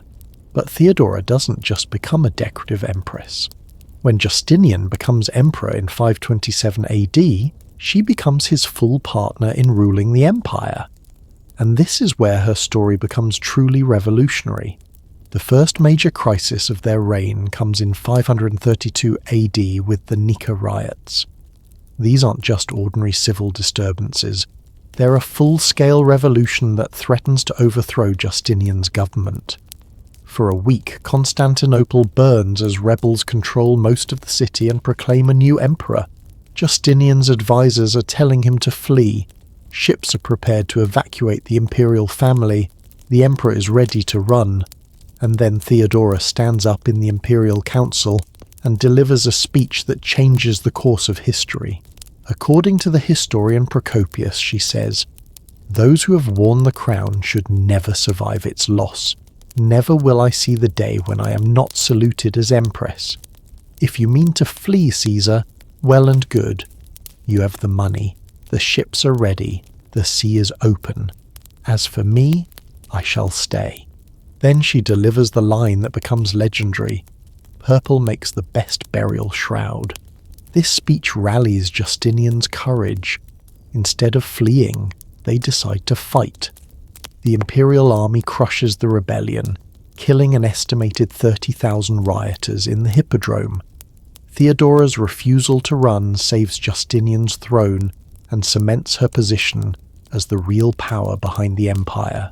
But Theodora's influence goes far beyond crisis management. She uses her position to revolutionize Byzantine law and society.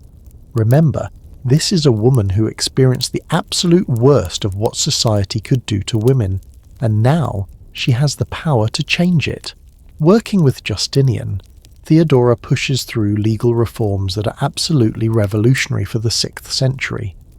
They pass laws protecting women from forced prostitution. Theodora literally uses her position to help women in situations like her own past. They strengthen penalties for rape. They give women more rights in divorce proceedings. Most remarkably, they pass laws allowing former prostitutes to marry into respectable society and inherit property. Theodora is essentially legalizing her own social transformation and extending those opportunities to other women. Theodora also becomes a major force in religious politics. She supports monophysite Christianity, often in opposition to her husband's policies. She provides sanctuary for persecuted monophysite clergy in the imperial palace. She's using her position to protect religious minorities, again, drawing on her own experience of being marginalized and persecuted. The most famous example of Theodora's religious influence involves Pope Vigilius. When theological disputes threaten to tear apart the empire, Theodora literally has the Pope kidnapped and brought to Constantinople for negotiations. She's not just influencing policy, she's directly commanding the leader of Western Christianity. What's so remarkable about Theodora's story is how she uses every aspect of her background as a source of strength. Her experience in the theatre gives her an understanding of how to perform power convincingly. Her time as a courtesan teaches her how to read and manipulate people. Her religious studies give her intellectual credibility. Her experience of poverty and marginalization makes her a passionate advocate for the powerless. By the time of her death in 548 AD, Theodora has completely transformed both her own life and the Byzantine Empire. The legal code she helped create survived for over 1,000 years. The precedent she sets for powerful empresses influences Byzantine politics for centuries. But here's what's most inspiring about Theodora's story. She proves that your past doesn't have to determine your future. In a society that believed social mobility was impossible, she climbed from the absolute bottom to the absolute top through intelligence, determination, and strategic thinking. Theodora's transformation also challenges our assumptions about power and respectability. The skills that made her successful as a courtesan, reading people, understanding desire, performing convincingly, were exactly the skills that made her an effective empress. What do you think about Theodora's journey? Is she an inspiring example of someone overcoming their circumstances, or a cautionary tale about the corrupting influence of power? I'm genuinely curious about your perspective. Theodora's story shows us that love affairs can be more than just personal dramas. They can be vehicles for complete social transformation. But not every royal romance leads to positive change. Sometimes, love becomes the spark that ignites conflicts lasting for generations.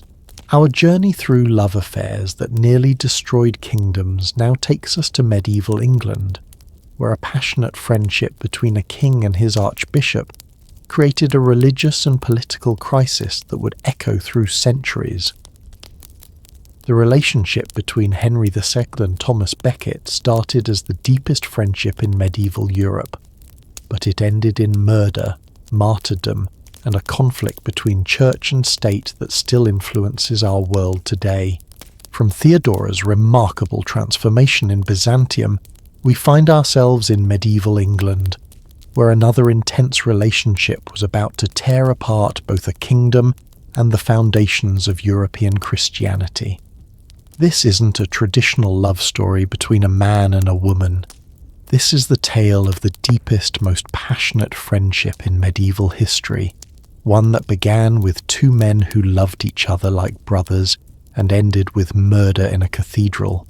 The relationship between King Henry II and Thomas Becket didn't just destroy their friendship, it created a conflict between church and state that still shapes our world today. But here's the shocking twist that changes everything about this story. The murder that ended their friendship may have been motivated by something far more intimate and personal than political disagreement. What if the most famous martyrdom in medieval history was actually the result of a lover's quarrel gone catastrophically wrong? Picture England in 1154. Henry II has just become king at age 21. inheriting an empire that stretches from Scotland to the Pyrenees. He's intelligent, energetic, and absolutely determined to centralize power in a kingdom that's been torn apart by civil war. But he needs someone he can trust absolutely to help him rebuild royal authority. Enter Thomas Becket, a merchant's son from London who's worked his way up through sheer brilliance to become one of the most skilled administrators in England. When Henry meets Thomas, it's like finding his missing half. Thomas is everything Henry needs: sophisticated, educated, charming, and completely loyal to the crown. But their relationship goes far deeper than just political alliance. These two men become absolutely inseparable. They eat together, hunt together, travel together.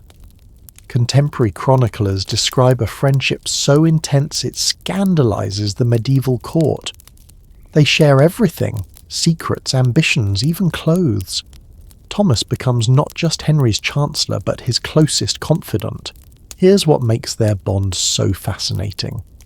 Thomas essentially becomes Henry's alter ego. Henry is passionate and impulsive. Thomas is calculating and diplomatic. Henry dreams up grand schemes. Thomas figures out how to make them work. They complement each other perfectly, and together they start transforming England into the most efficiently governed kingdom in Europe. But there's something about their relationship that makes the medieval court deeply uncomfortable. The chronicles describe their intimacy in language that's remarkably suggestive for the time. They're constantly together, they finish each other's sentences, and Thomas seems to understand Henry's thoughts before Henry himself does. Thomas also starts living like a king rather than a chancellor. He maintains a household that's more lavish than most nobles, travels with an entourage fit for royalty, and represents England on diplomatic missions with a magnificence that astounds foreign courts. It's as if Henry is sharing not just his power but his royal identity with Thomas. This arrangement works perfectly until 1162, when Henry makes what seems like a brilliant political move. He appoints Thomas as Archbishop of Canterbury, the highest religious position in England. Henry's reasoning is simple. With his best friend controlling the church, he can finally bring religious authority under royal control. But the moment Thomas becomes archbishop, everything changes. Almost overnight, he transforms from Henry's loyal partner into the church's most uncompromising defender. He starts wearing hair shirts, fasting regularly, and washing the feet of beggars. The sophisticated courtier becomes an ascetic monk practically overnight. Henry is absolutely bewildered by this transformation. The man who used to share his every thought is now opposing his every policy. When Henry tries to extend royal justice over church courts, Thomas refuses. When Henry demands that church revenues help fund royal projects, Thomas says no. The partnership that once seemed unbreakable suddenly becomes a bitter conflict. But here's what makes their break so heartbreaking. You can see in the historical records how desperately Henry tries to win Thomas back. He sends messengers begging Thomas to reconsider. He offers compromises he'd never offer to anyone else. He's like a heartbroken lover trying to save a relationship that's already over. Thomas, meanwhile, seems equally tormented by the conflict. He genuinely loves Henry, but he's convinced that God is calling him to defend the church against royal interference. He's torn between his earthly loyalty to Henry and his spiritual duty to the church. The conflict reaches crisis in 1164 with the Constitutions of Clarendon, Henry's attempt to formally define the relationship between church and royal authority. When Thomas initially agrees to the constitutions but then changes his mind and refuses to seal them, Henry feels completely betrayed. What happens next reads like the medieval equivalent of a messy breakup. Thomas flees England in exile, spending 6 years in France writing angry letters to Henry and appealing to the Pope for support. Henry, meanwhile, is seizing church property and making Thomas's life as difficult as possible. But even during their estrangement, you can see how much they still care about each other. Henry repeatedly sends envoys trying to negotiate Thomas's return.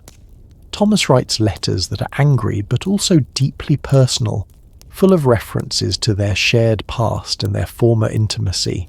The reconciliation in 1170 seems like it might heal their relationship. Thomas returns to England, and for a moment it looks like they might recapture their old partnership. But Thomas immediately starts excommunicating bishops who supported Henry during the exile. He's basically using his spiritual authority to punish Henry's allies. Henry, who's been hoping for reconciliation, explodes in fury. And this is where he speaks the words that will haunt him forever. In front of his court, probably after drinking heavily, Henry shouts something like, "What miserable drones and traitors have I nourished and brought up in my household, who let their lord be treated with such shameful contempt by a low-born cleric." 4 of Henry's knights hear these words and decide to take action. On December 29th, 1170, they ride to Canterbury Cathedral and confront Thomas during evening prayers. What happens next becomes one of the most famous martyrdoms in Christian history. The knights demand that Thomas lift the excommunications. When he refuses, they try to drag him out of the cathedral. Thomas breaks free and runs toward the altar, but the knights catch him and hack him to death with their swords. His brains are scattered across the cathedral floor. But here's the detail that makes this murder so personal and heartbreaking. As Thomas is dying, he reportedly calls out Henry's name. Even in his final moments, he's thinking about the man who was once closer to him than anyone else in the world. The aftermath of Thomas's murder is catastrophic for Henry. Within days, miracles are being reported at Thomas's tomb. The Pope canonizes Thomas as Saint Thomas Becket in 1173. Pilgrims start flocking to Canterbury from across Europe. Henry, instead of solving his conflict with the Church, has created Christianity's newest and most popular martyr. The political consequences are devastating. Henry's enemies use Thomas's martyrdom to paint him as a tyrant who murders holy men. Rebellions break out across his empire. His own sons turn against him, partly inspired by the narrative that their father is a killer of saints. In 1174, Henry is forced to perform one of the most humiliating acts of penance in medieval history. He walks barefoot through Canterbury, allows himself to be whipped by monks, and spends the night praying at Thomas's tomb. The most powerful king in Europe is reduced to begging forgiveness from his former friend's ghost. But the personal cost to Henry goes far beyond political humiliation. Contemporary chronicles describe him as a broken man after Thomas's death. He never again forms a friendship as close as what he had with Thomas. He becomes suspicious, paranoid, and increasingly isolated. The conflict between Henry and Thomas also establishes a precedent that shapes European politics for centuries. The idea that religious authority can legitimately resist secular power becomes a cornerstone of medieval political theory. The murder makes Thomas a symbol of principled resistance to tyranny. What's so tragic about Henry and Thomas's story is how preventable it all was. If Henry had chosen someone else as archbishop, if Thomas had been more willing to compromise, if Henry had controlled his temper that December night, history might have been completely different. But their story also raises fascinating questions about the nature of intense relationships and power. Was their friendship so close that it became psychologically unsustainable when they found themselves on opposite sides? Did Henry's fury come from political frustration or personal betrayal? I'm curious what you think. Was Henry and Thomas's relationship just an intense friendship, or was there something deeper going on that medieval chroniclers couldn't openly discuss? The level of emotional intensity in their story certainly seems to go beyond normal political partnerships. The murder of Thomas Becket shows us how personal relationships can have massive historical consequences. But intimate relationships don't always destroy political systems. Sometimes they create them. Our next story takes us to Imperial China, where another love affair between a ruler and someone considered socially inappropriate didn't just threaten an empire, it actually brought down one of the greatest dynasties in Chinese history, all because an emperor fell so completely in love with one woman that he forgot how to rule an empire.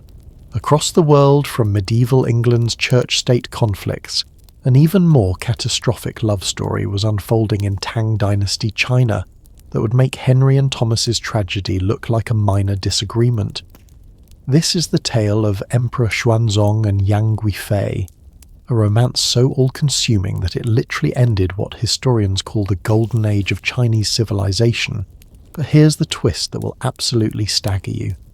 Yang Guifei wasn't just any woman, she was originally the emperor's own daughter-in-law, and their forbidden love affair triggered the deadliest rebellion in human history.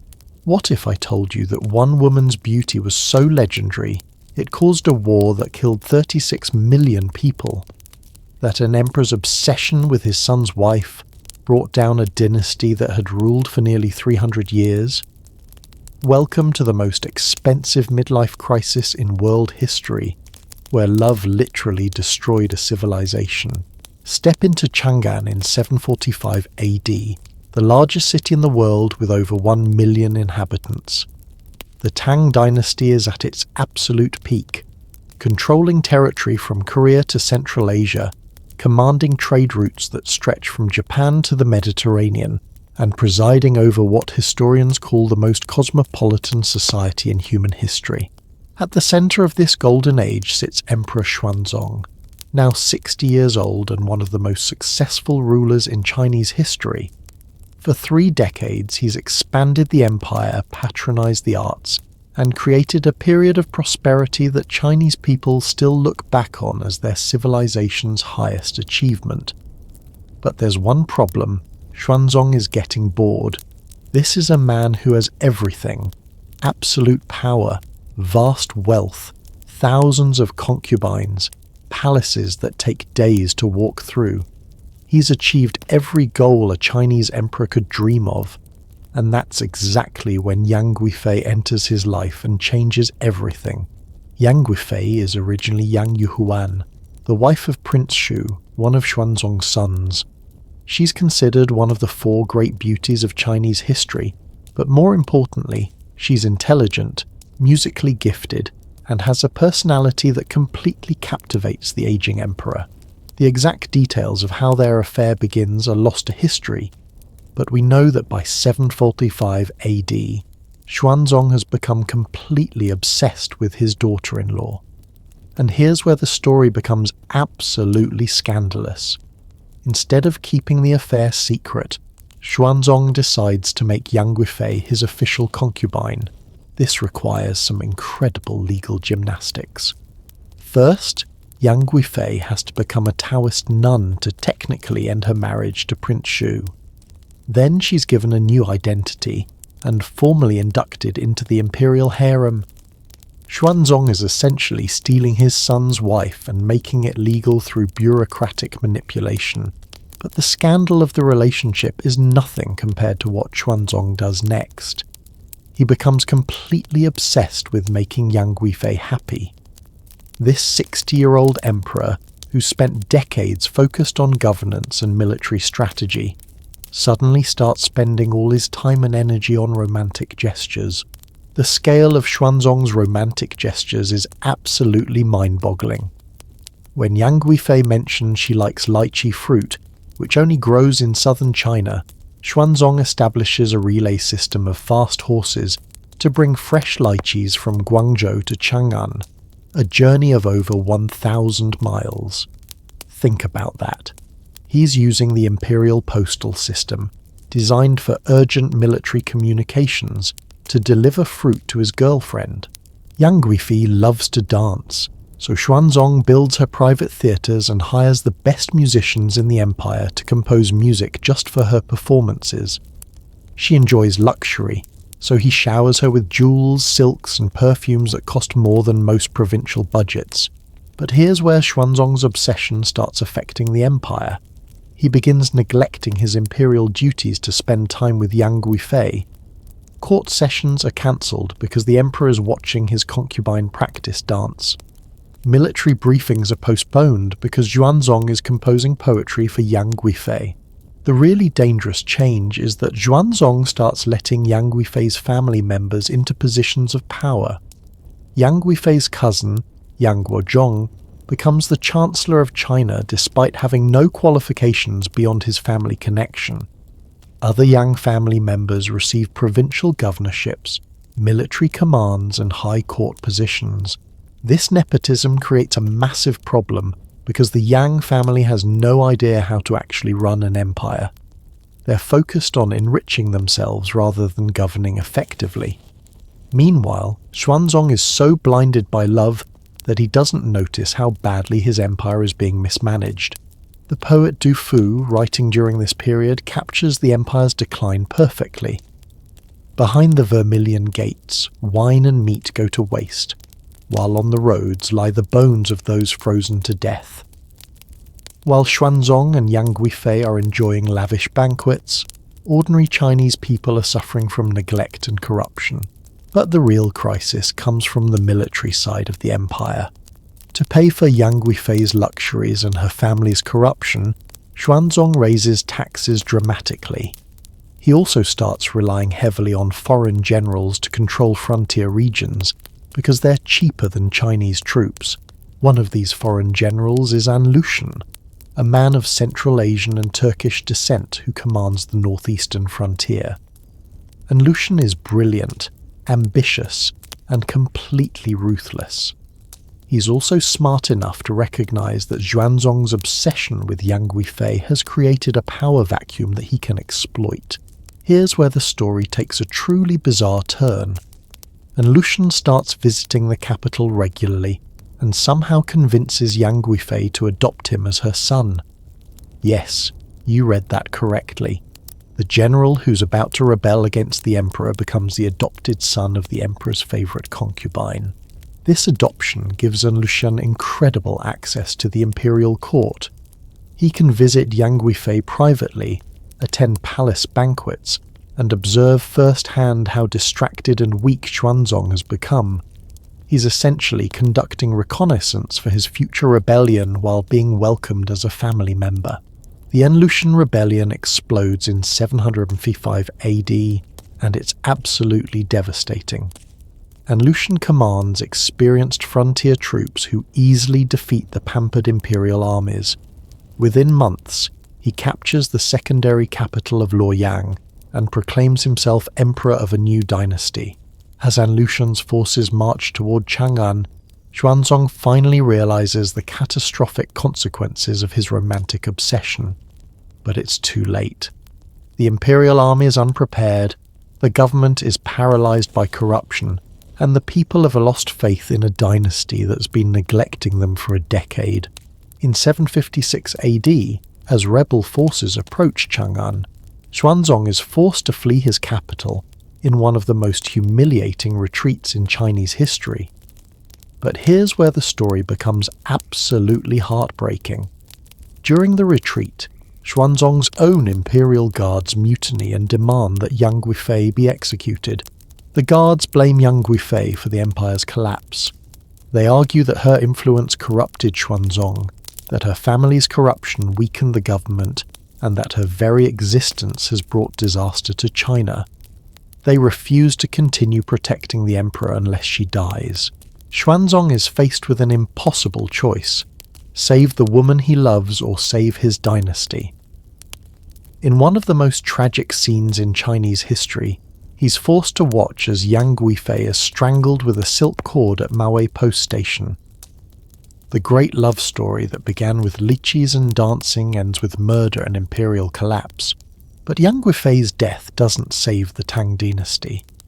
The An Lushan rebellion continues for 8 more years, devastating China and killing an estimated 36 million people, roughly 13% of the world's population at the time. Even after the rebellion is finally suppressed, the Tang dynasty never recovers its former power and glory. Xuanzong lives for another 6 years after Yang Guifei's death, but he's essentially a broken man. He abdicates in favour of his son and spends his final years writing poetry about his lost love. The emperor who once ruled the greatest empire on earth becomes a tragic figure mourning a romance that destroyed everything he'd built. The story of Xuanzong and Yang Guifei becomes legendary in Chinese culture, inspiring countless poems, operas and novels. But it also serves as a cautionary tale about the dangers of putting personal passion above public duty. What's particularly tragic about their story is how preventable the disaster was. If Xuanzong had kept his affair private, if he hadn't promoted Yang Guifei's incompetent relatives, if he hadn't neglected his imperial duties, the Tang dynasty might have continued its golden age for centuries longer. Their romance raises profound questions about leadership and responsibility. When you hold absolute power, do your personal relationships become inherently political? Can a ruler ever truly separate private happiness from public duty? What do you think? Was Xuanzong's love for Yang Guifei a beautiful romance destroyed by cruel circumstances, or was it a selfish obsession that cost millions of lives?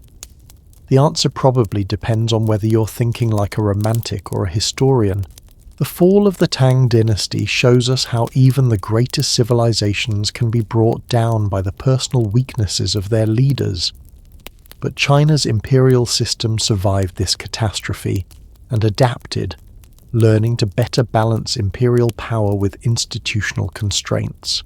Meanwhile, on the other side of the world, another empire was developing its own unique approach to managing the relationship between royal power and romantic desire. The Ottoman Empire's harem system was designed to prevent exactly the kind of destructive imperial romance that doomed Xuanzong. But as we're about to discover, the Ottomans learned that you can't control love through institutional design, and their own harem intrigues would prove just as politically explosive as any traditional royal romance. The Tang dynasty's collapse taught future empires a harsh lesson about the dangers of uncontrolled imperial romance. So when the Ottoman Empire rose to power centuries later, they thought they had the perfect solution: create a harem system so sophisticated that it would channel royal desire into political advantage rather than dynastic disaster. But what they actually created was something far more dangerous: a hidden kingdom of women who learned to rule an empire from behind veils and locked doors. This is the story of how the Ottoman harem became the real seat of power in one of history's greatest empires. Here's what will absolutely shock you about the Ottoman harem. It wasn't just a pleasure palace for sultans. It was the most effective political training ground for women in the medieval world. These weren't passive concubines waiting around to please their master. They were brilliant political operators who manipulated succession, controlled imperial policy, and essentially ruled the Ottoman Empire for over a century. Welcome to the era historians call the Sultanate of Women, where the most powerful people in the empire weren't the sultans, they were their mothers. Transport yourself to the Topkapi Palace in Istanbul around 1520. The Ottoman Empire stretches from the gates of Vienna to the Indian Ocean, controlling 3 continents and ruling over 15 million people. At the heart of this vast empire sits the imperial harem, a complex of over 300 rooms housing up to 1,000 women at its peak. But this isn't the Hollywood version of a harem you might imagine. The imperial harem is more like a combination of Harvard Business School, the CIA, and a royal court all rolled into one. The women here aren't just beautiful, they're intelligent, educated, and trained in everything from languages and music to politics and espionage. Here's how the system is supposed to work. Young girls, usually captured in raids or sent as tribute, are brought to the harem as children. They're educated, converted to Islam, and trained in court etiquette. The most talented rise through a strict hierarchy, from novice to lady-in-waiting to concubine. If they're lucky enough to catch the sultan's attention and bear him a son, they might become a consort with real political influence. The theory is brilliant. Instead of dangerous dynastic marriages with foreign powers, Ottoman sultans will choose their partners from women who have no external political connections. No foreign interference, no divided loyalties, no messy diplomatic complications, just pure imperial control. But the women in the harem quickly figure out how to turn this system to their advantage. And the master of this game is a woman known to history as Roxalana, or Hurrem Sultan. Roxalana arrives in the harem around 1520 as a teenage captive from what's now Ukraine. By all accounts, she's not the most beautiful woman in the harem, but she has something far more valuable. She's absolutely brilliant at reading people and understanding power dynamics. When Sultan Suleiman the Magnificent notices her, Roxalana doesn't just try to please him. She makes herself indispensable to him. She learns to read and write Ottoman Turkish perfectly. She becomes his advisor on political matters. Most importantly, she convinces him to break centuries of Ottoman tradition and marry her officially. This is absolutely revolutionary. Ottoman sultans don't marry their concubines. It gives the women too much official status and their children too strong a claim to succession. But Roxalana is so skillful at manipulation that she convinces Suleiman to make her his legal wife, giving her unprecedented power and protection. But Roxalana's real masterstroke is how she eliminates her competition. The Ottoman succession system is brutally simple. When a sultan dies, his sons fight it out, and the winner kills all his brothers to prevent future civil wars. Roxalana has several sons, but there's already an older prince, Mustafa, from another consort who's the obvious heir, so Roxalana does something absolutely Machiavellian. She convinces Suleiman that Mustafa is plotting against him. She plants evidence, manipulates court gossip, and gradually builds a case that his eldest son is a traitor. In 1553, Suleiman has Mustafa strangled, clearing the path for Roxalana's own sons to inherit the throne. The implications of this are staggering. Roxalana, a former slave girl from a Ukrainian village, has successfully manipulated the succession of the most powerful empire in the world. She's essentially chosen who will rule over 15 million people, but Roxalana's influence extends far beyond palace intrigue. She becomes Suleiman's partner in governing the empire. She corresponds with foreign rulers, influences military campaigns, and even funds major construction projects including mosques and charitable institutions that still exist today. When Roxalana dies in 1558, she's established a template that other harem women quickly learn to follow. The next generation of imperial women becomes even more politically sophisticated. The woman who takes this system to its logical extreme is Nurbanu Sultan, who rules the Ottoman Empire as regent for her son Murad III in the late 1500s. Nurbanu doesn't just influence policy from behind the scenes, she essentially becomes the de facto ruler of the empire. Foreign ambassadors quickly learn that if they want anything done in the Ottoman government, they need to negotiate with Nurbanu rather than her son. Venetian diplomatic reports from this period describe her as the true sultan, who makes all major decisions while Murad focuses on pleasures and ceremonies. But the most powerful woman in Ottoman history is probably Kösem Sultan, who dominates imperial politics for over 40 years in the early 1600s. Kösem serves as regent for two different sultans. First her son Murad IV, then her grandson Mehmed IV. For decades she's essentially the ruler of the Ottoman Empire. Kösem's political skills are absolutely extraordinary. She manages to maintain power through palace coups, military rebellions, and succession crises that would have destroyed less capable rulers. She's negotiating with foreign powers, commanding military campaigns, and making economic policy decisions. The Venetian ambassador Alvis Contarini writes about Kösem. She possesses the greatest authority and rules the empire with absolute dominion. Think about that. A Venetian diplomat is reporting that the Ottoman Empire is being ruled by a woman who was originally captured as a child and sold into slavery. But here's what makes the Sultanate of Women so fascinating. These women are operating within a system designed to control them, yet they've turned it into a mechanism for wielding unprecedented power.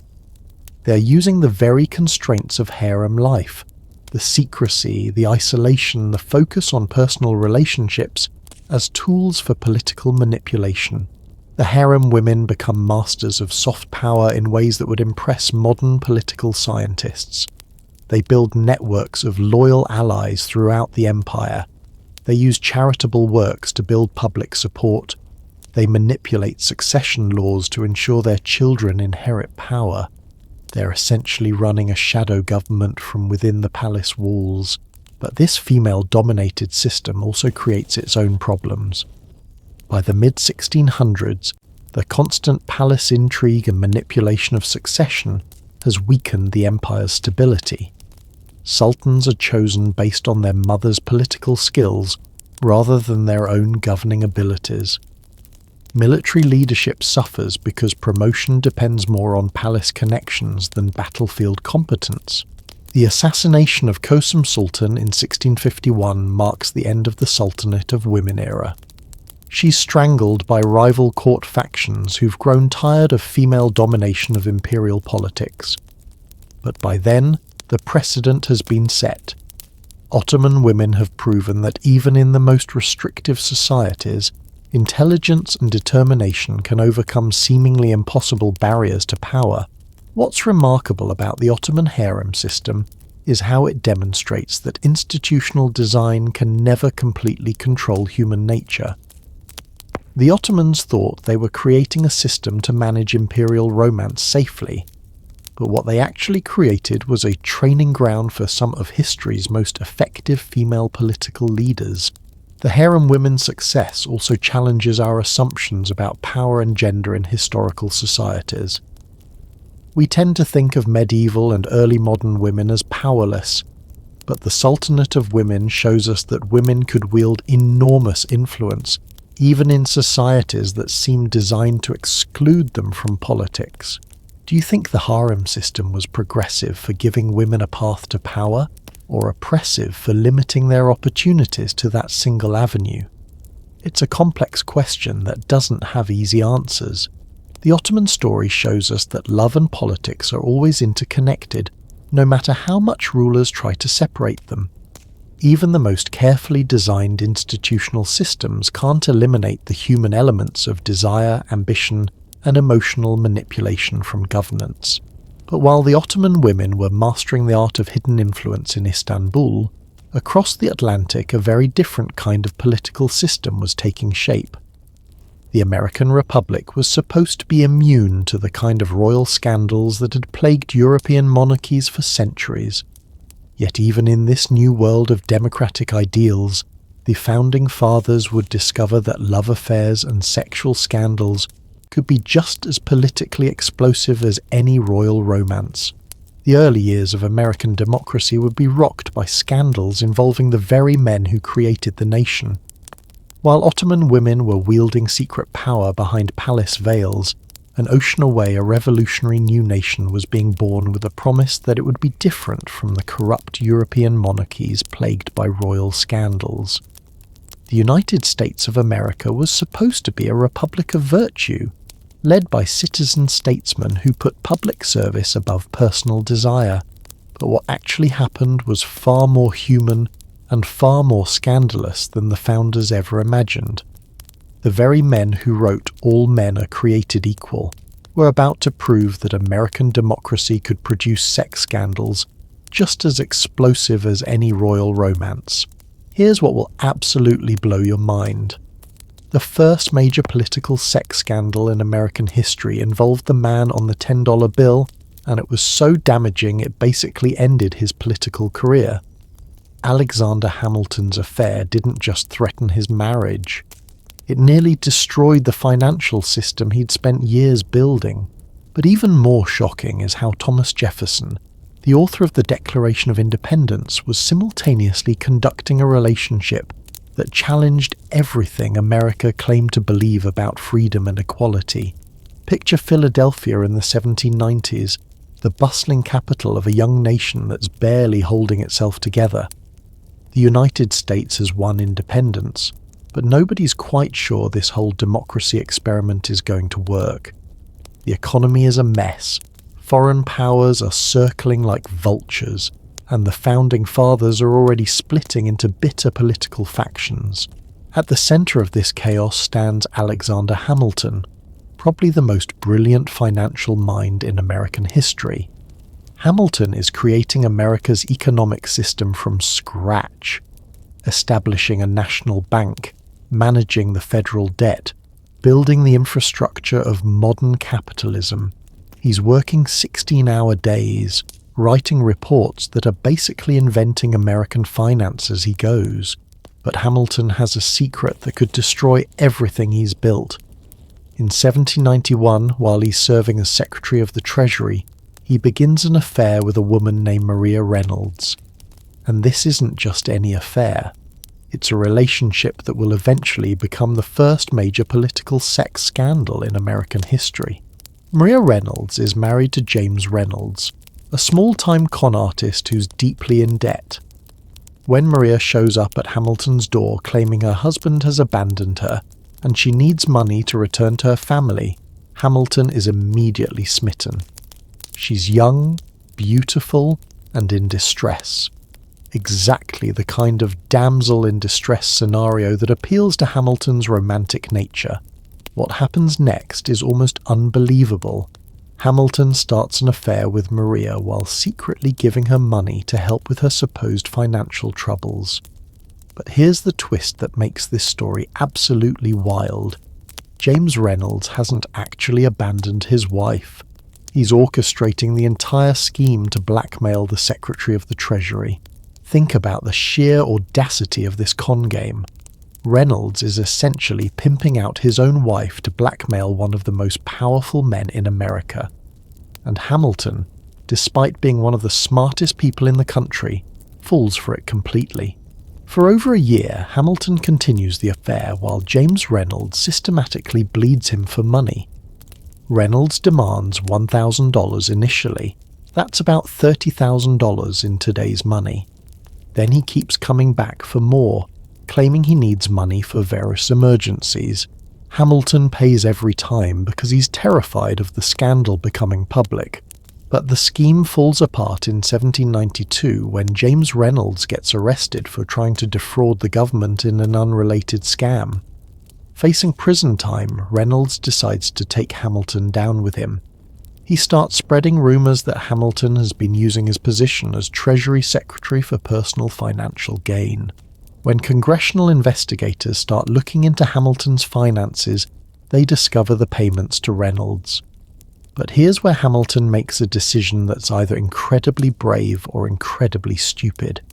Instead of letting people think he's corrupt, he confesses to the affair. In 1797, Hamilton publishes a 95-page pamphlet called Observations on Certain Documents, basically the longest public confession in American political history. He admits in excruciating detail to his affair with Maria Reynolds and his payments to her husband. He's essentially destroying his own reputation to preserve his professional integrity. The pamphlet is so explicit and humiliating that it shocks even Hamilton's enemies. John Adams calls it the confession of a fool. Thomas Jefferson is reportedly amazed that Hamilton would publish such damaging information about himself. Hamilton has basically committed political suicide to prove he wasn't financially corrupt. But while Hamilton's affair is playing out in very public newspapers, an even more complex and morally troubling relationship is developing in private at Monticello. Thomas Jefferson, the man who wrote that all men are created equal, is beginning a relationship with Sally Hemings, an enslaved woman who is legally his property. Sally Hemings is the half-sister of Jefferson's deceased wife Martha. Both women are daughters of John Wales, though Sally's mother was an enslaved woman. This means Jefferson is essentially having a relationship with his dead wife's half-sister, who also happens to be enslaved and has no legal right to refuse his advances. The relationship begins around 1787 when Jefferson is serving as ambassador to France, and Sally, then about 14 years old, joins his household as a servant to his daughter. In France, slavery is illegal, which means Sally is technically free and could choose not to return to Virginia. But she does return, and historical evidence suggests she's pregnant with Jefferson's child. What makes the Jefferson-Hemmings relationship so complex is the complete power imbalance involved. Sally can't legally say no to Jefferson's advances. She can't leave Monticello without his permission. She can't even legally own property or enter into contracts. Yet historical evidence suggests their relationship lasted nearly 4 decades and produced several children. DNA evidence from the 1990s confirms that Jefferson fathered at least one of Sally Hemings' children, and possibly all 6. But what's remarkable is how successfully Jefferson kept this relationship secret during his lifetime. Unlike Hamilton, who confessed his affair publicly, Jefferson never acknowledged his relationship with Sally, and most white Americans had no idea it was happening. The political implications of these scandals are enormous. Hamilton's affair essentially ends his chances of ever becoming president. Despite being one of the most important founders, his political career never recovers from the Maria Reynolds scandal. He remains influential behind the scenes, but he's no longer seen as presidential material. Jefferson's secret relationship, meanwhile, reveals the massive contradictions at the heart of American democracy. Here's a man who writes about natural rights and human equality, while simultaneously owning other human beings and having children with a woman who can't legally consent to their relationship. But here's what's fascinating about how these scandals play out. They help establish the template for American political sex scandals that we still see today. Hamilton's strategy of getting ahead of the story by confessing publicly becomes a standard approach. Jefferson's strategy of maintaining complete secrecy and never acknowledging uncomfortable truths also becomes a model. The partisan newspaper wars of the 1790s also established precedents for how political opponents use sexual scandals as weapons. Federalist newspapers attack Jefferson's alleged relationship with Sally Hemings. Republican newspapers mock Hamilton's affair with Maria Reynolds. The founders discover that in a democracy, private behavior inevitably becomes public political ammunition. What's particularly interesting is how these scandals reveal the class and racial dynamics of early America. Hamilton's affair with a white woman becomes a major public scandal that destroys his political career. Jefferson's relationship with an enslaved black woman remains largely hidden and doesn't seriously damage his political standing during his lifetime. This difference shows how scandal and power intersect with race and class in American society. Relationships that cross certain social boundaries are treated as more politically dangerous than others, regardless of the actual ethical issues involved. The Founding Fathers' romantic troubles also reveal how difficult it is to separate private behavior from public responsibility in a democratic system. Should Hamilton's affair matter if he's doing a good job managing the economy? Should Jefferson's relationship with Sally Hemings affect how we judge his political philosophy? These questions don't have easy answers, but they establish patterns of American political scandal that continue today. We're still debating how much private behavior should matter in public life, how much voters should care about politicians' personal relationships, and whether past actions should disqualify people from future leadership. What do you think? Should private scandals disqualify someone from public office? Or should we judge leaders purely on their professional performance? The Founding Fathers faced these same questions, and their answers helped shape American political culture. The early American Republic proves that even the most idealistic political systems can't escape the complexities of human nature. Love, desire, power, and scandal are universal human experiences that transcend any particular form of government. But as we've seen throughout our journey tonight, royal and political love affairs don't just create personal drama.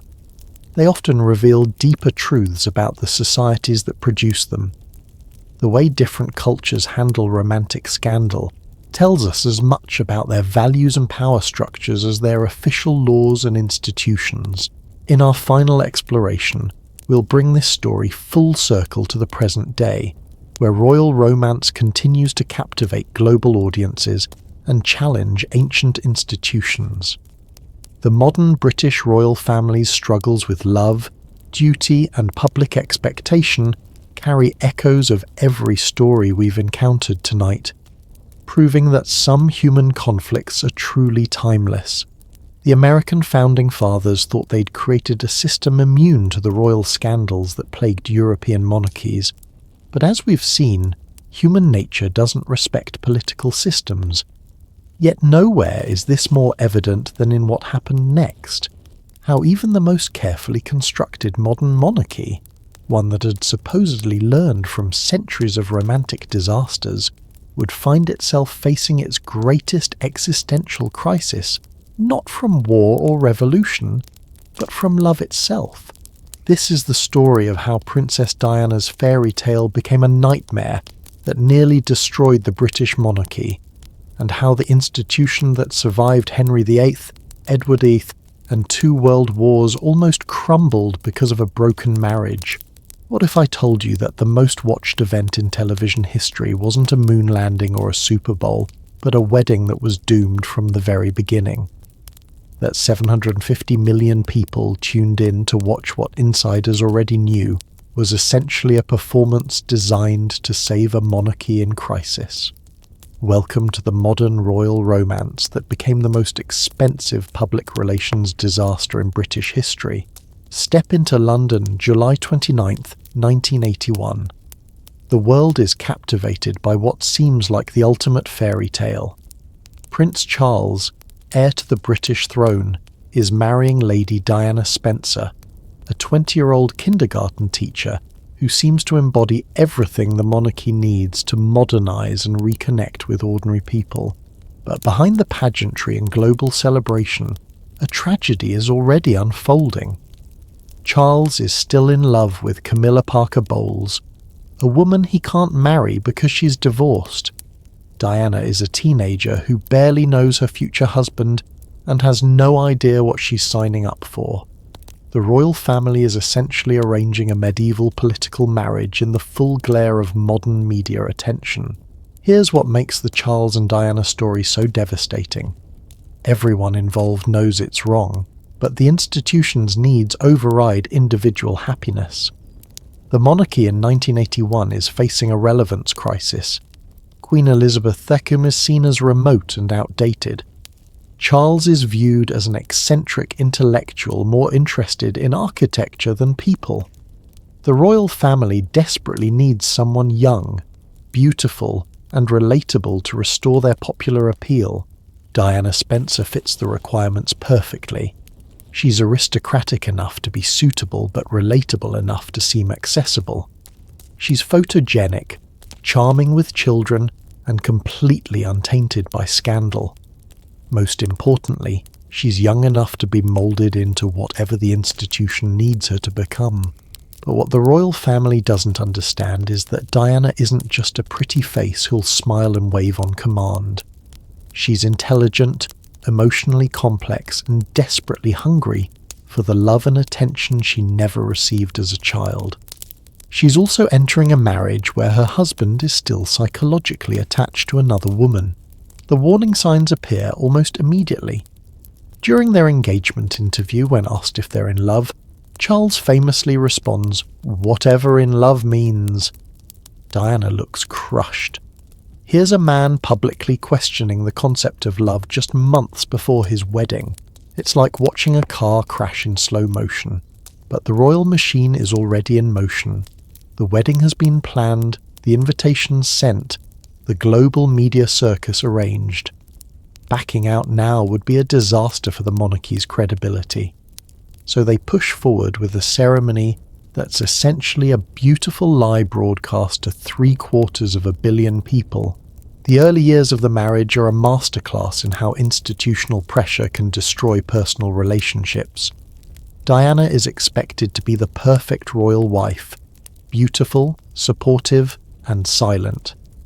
But she's also dealing with bulimia, depression, and the growing realization that her husband doesn't love her and probably never will. Charles, meanwhile, is trapped between his duty to the institution and his genuine feelings. He tries to be a good husband, but he's emotionally unavailable in ways that drive Diana to desperation.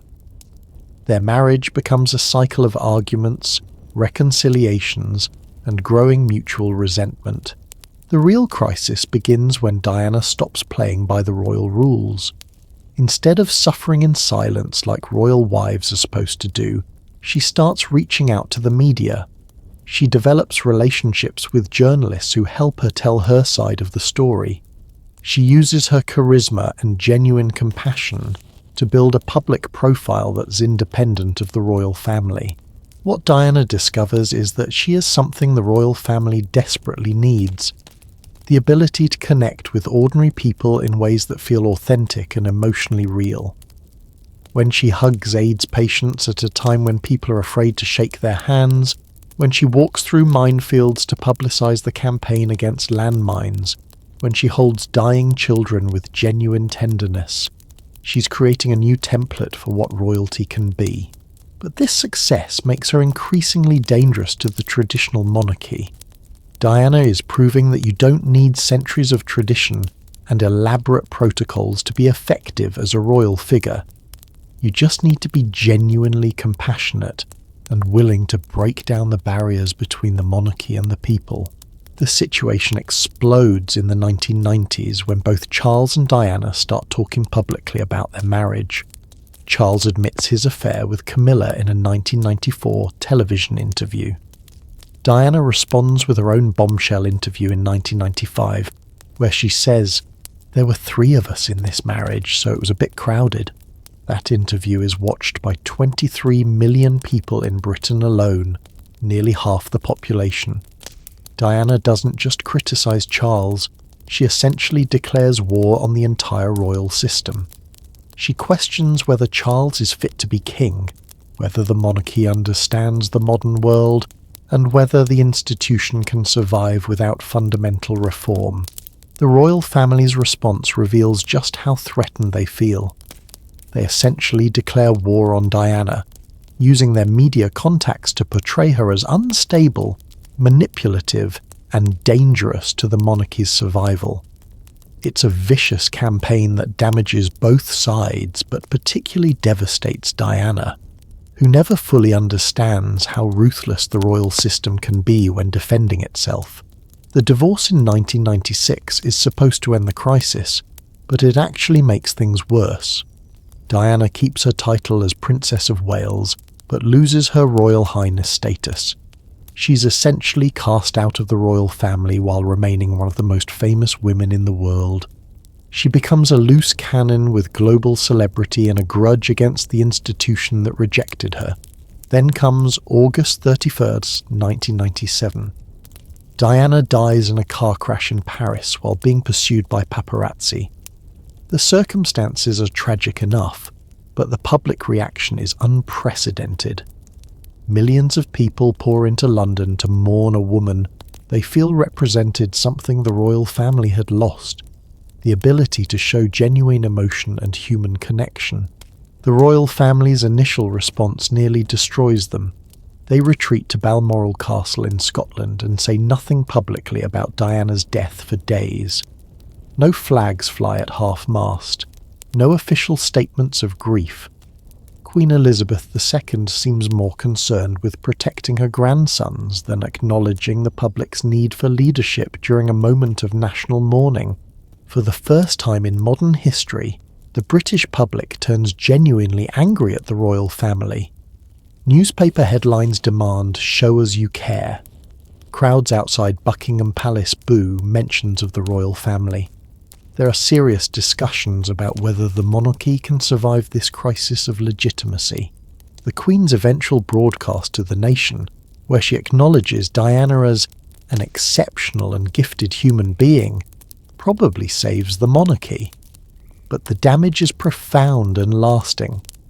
The royal family has been forced to confront the fact that their traditional approach to public emotion and personal relationships is completely out of step with modern expectations. Diana's death also reveals the impossible position that modern royalty occupies. They're expected to be both ordinary and extraordinary, relatable and majestic, emotionally available and institutionally disciplined. Diana excelled at the human side of this equation, but struggled with the institutional demands. The traditional royals understood the institutional requirements, but couldn't connect emotionally with the public. The aftermath of Diana's death forces the royal family to completely reinvent how they approach public life. They become more accessible, more emotionally open, more willing to acknowledge personal struggles. William and Harry grow up with a very different understanding of what royal duty means than their father did, but Diana's legacy creates new problems for the monarchy. Every royal spouse is now compared to her. Every royal crisis is measured against the standard she set for emotional authenticity. The institution that once prized stability and predictability above all else now has to navigate the much more complex territory of genuine human emotion.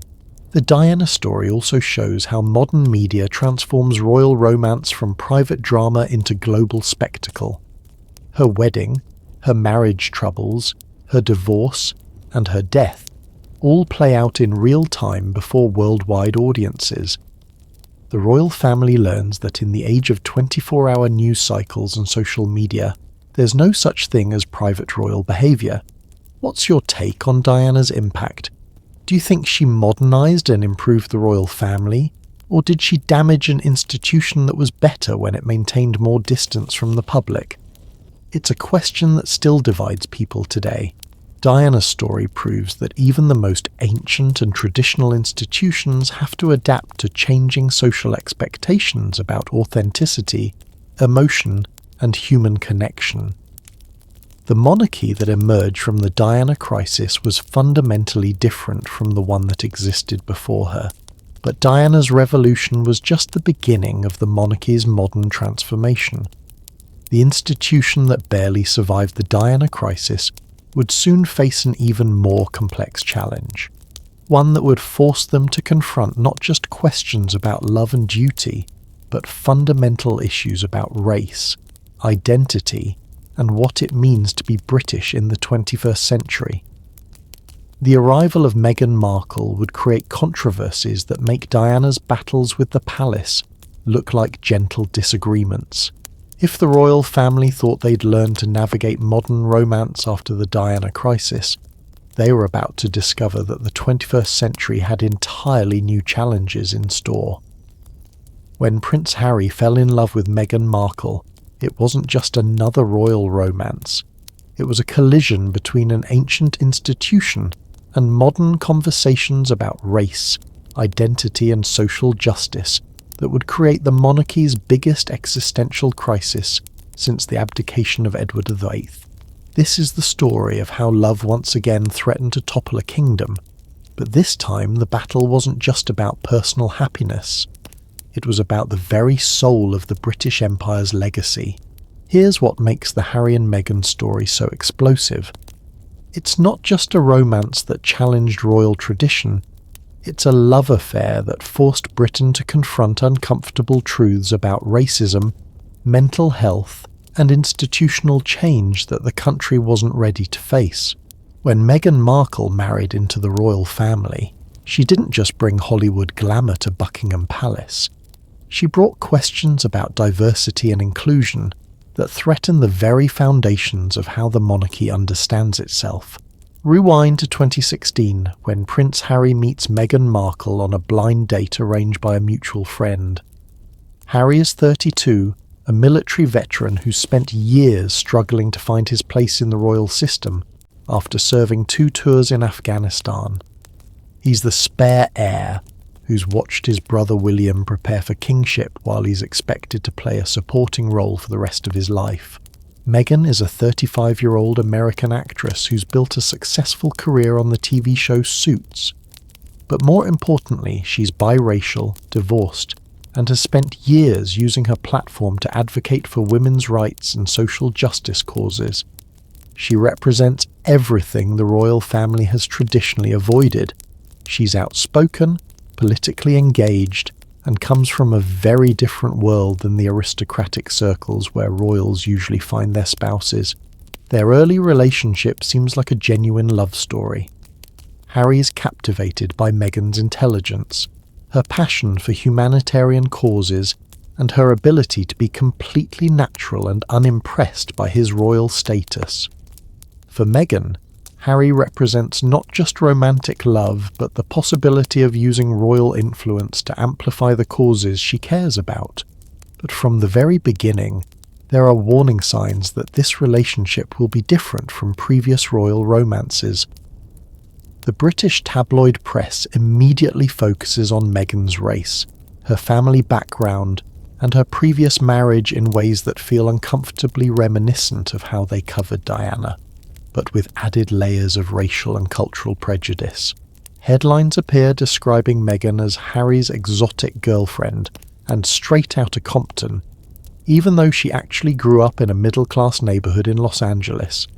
The coverage has undertones that feel racially charged in ways that would be unthinkable if she were a white American actress. Harry recognizes the danger immediately.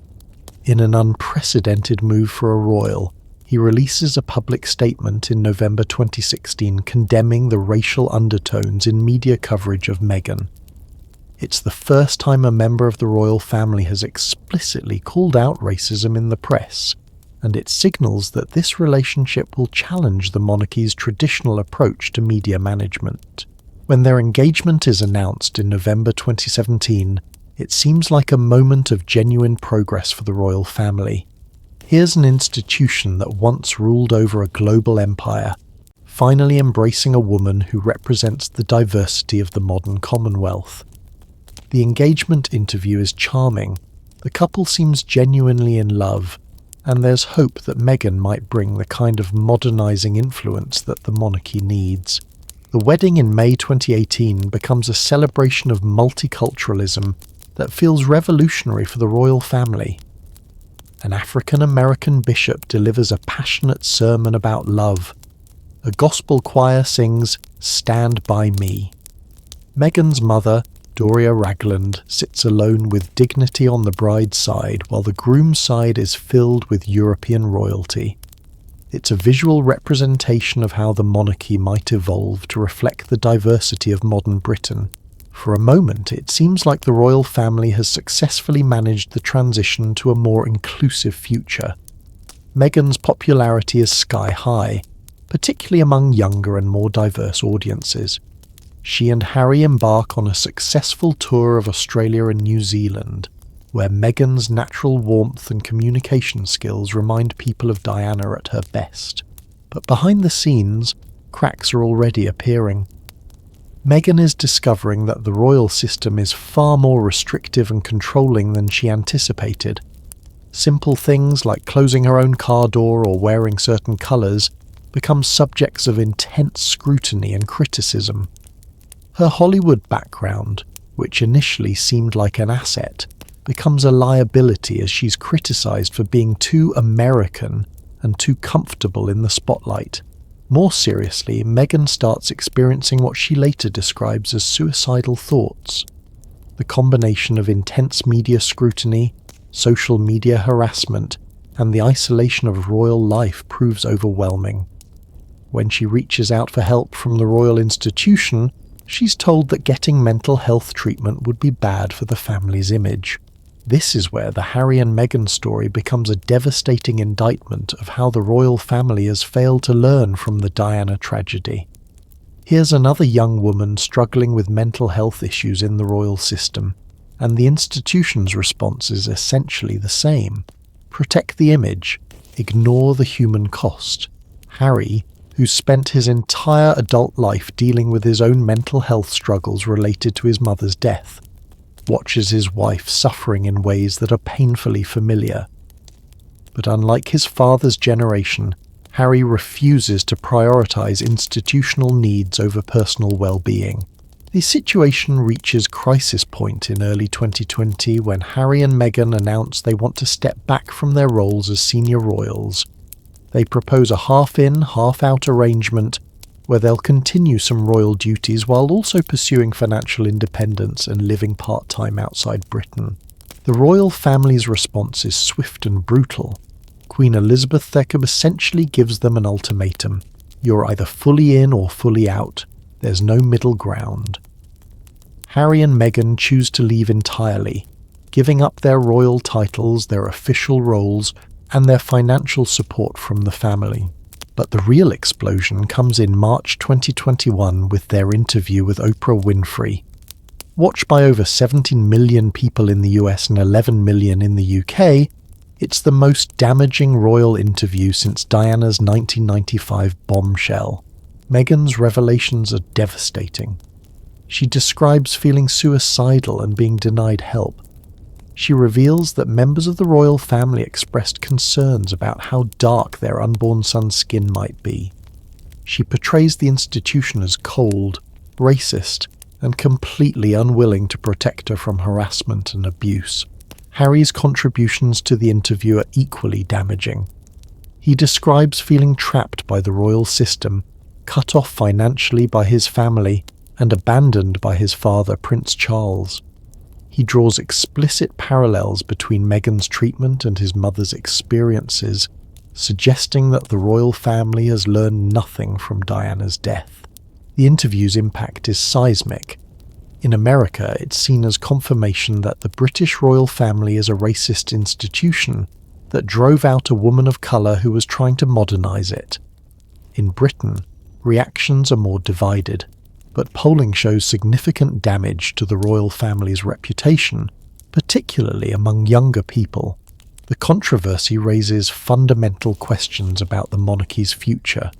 Can an institution that was literally built on empire and colonialism ever truly embrace diversity and inclusion? Is it possible to reform a system that depends on hereditary privilege and social hierarchy? Or are the contradictions too fundamental to resolve? What makes the Harry and Meghan story so compelling is how it brings together every theme we've explored in our journey through royal love affairs.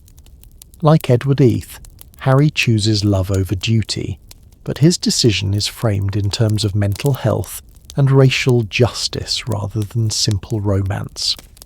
Like Diana, Meghan uses media interviews to challenge the royal family's narrative, but she's operating in an era of social media where her message can reach global audiences instantly.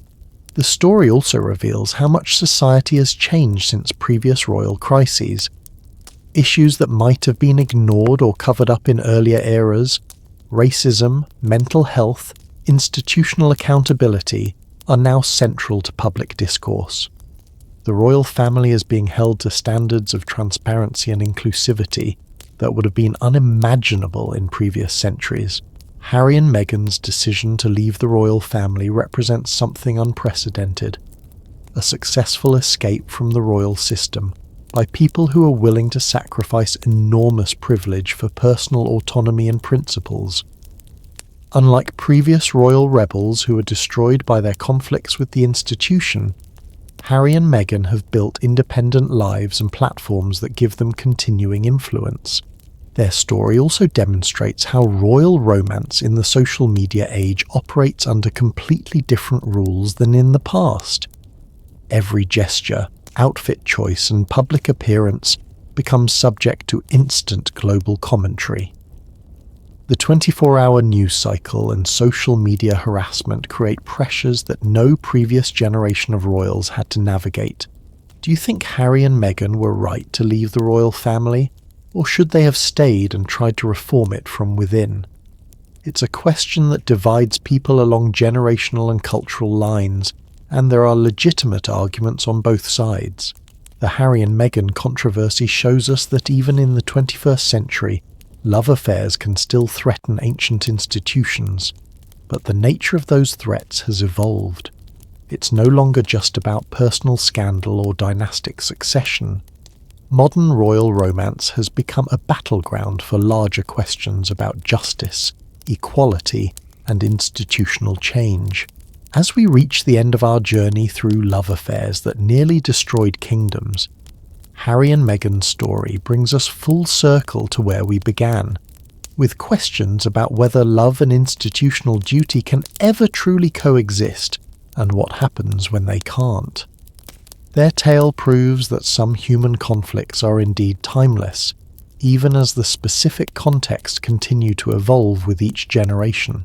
As we reach the end of our extraordinary journey through centuries of royal romance, from ancient Egypt to modern Britain, one truth emerges with crystal clarity. Love has always been the most powerful force capable of toppling kingdoms, reshaping empires, and rewriting the course of human history. But perhaps the most remarkable lesson from these tales isn't about the destructive power of forbidden love. It's about how these intimate human dramas reveal the eternal tensions between personal happiness and public duty, between individual desire and institutional survival. Think about the incredible tapestry we've woven together tonight.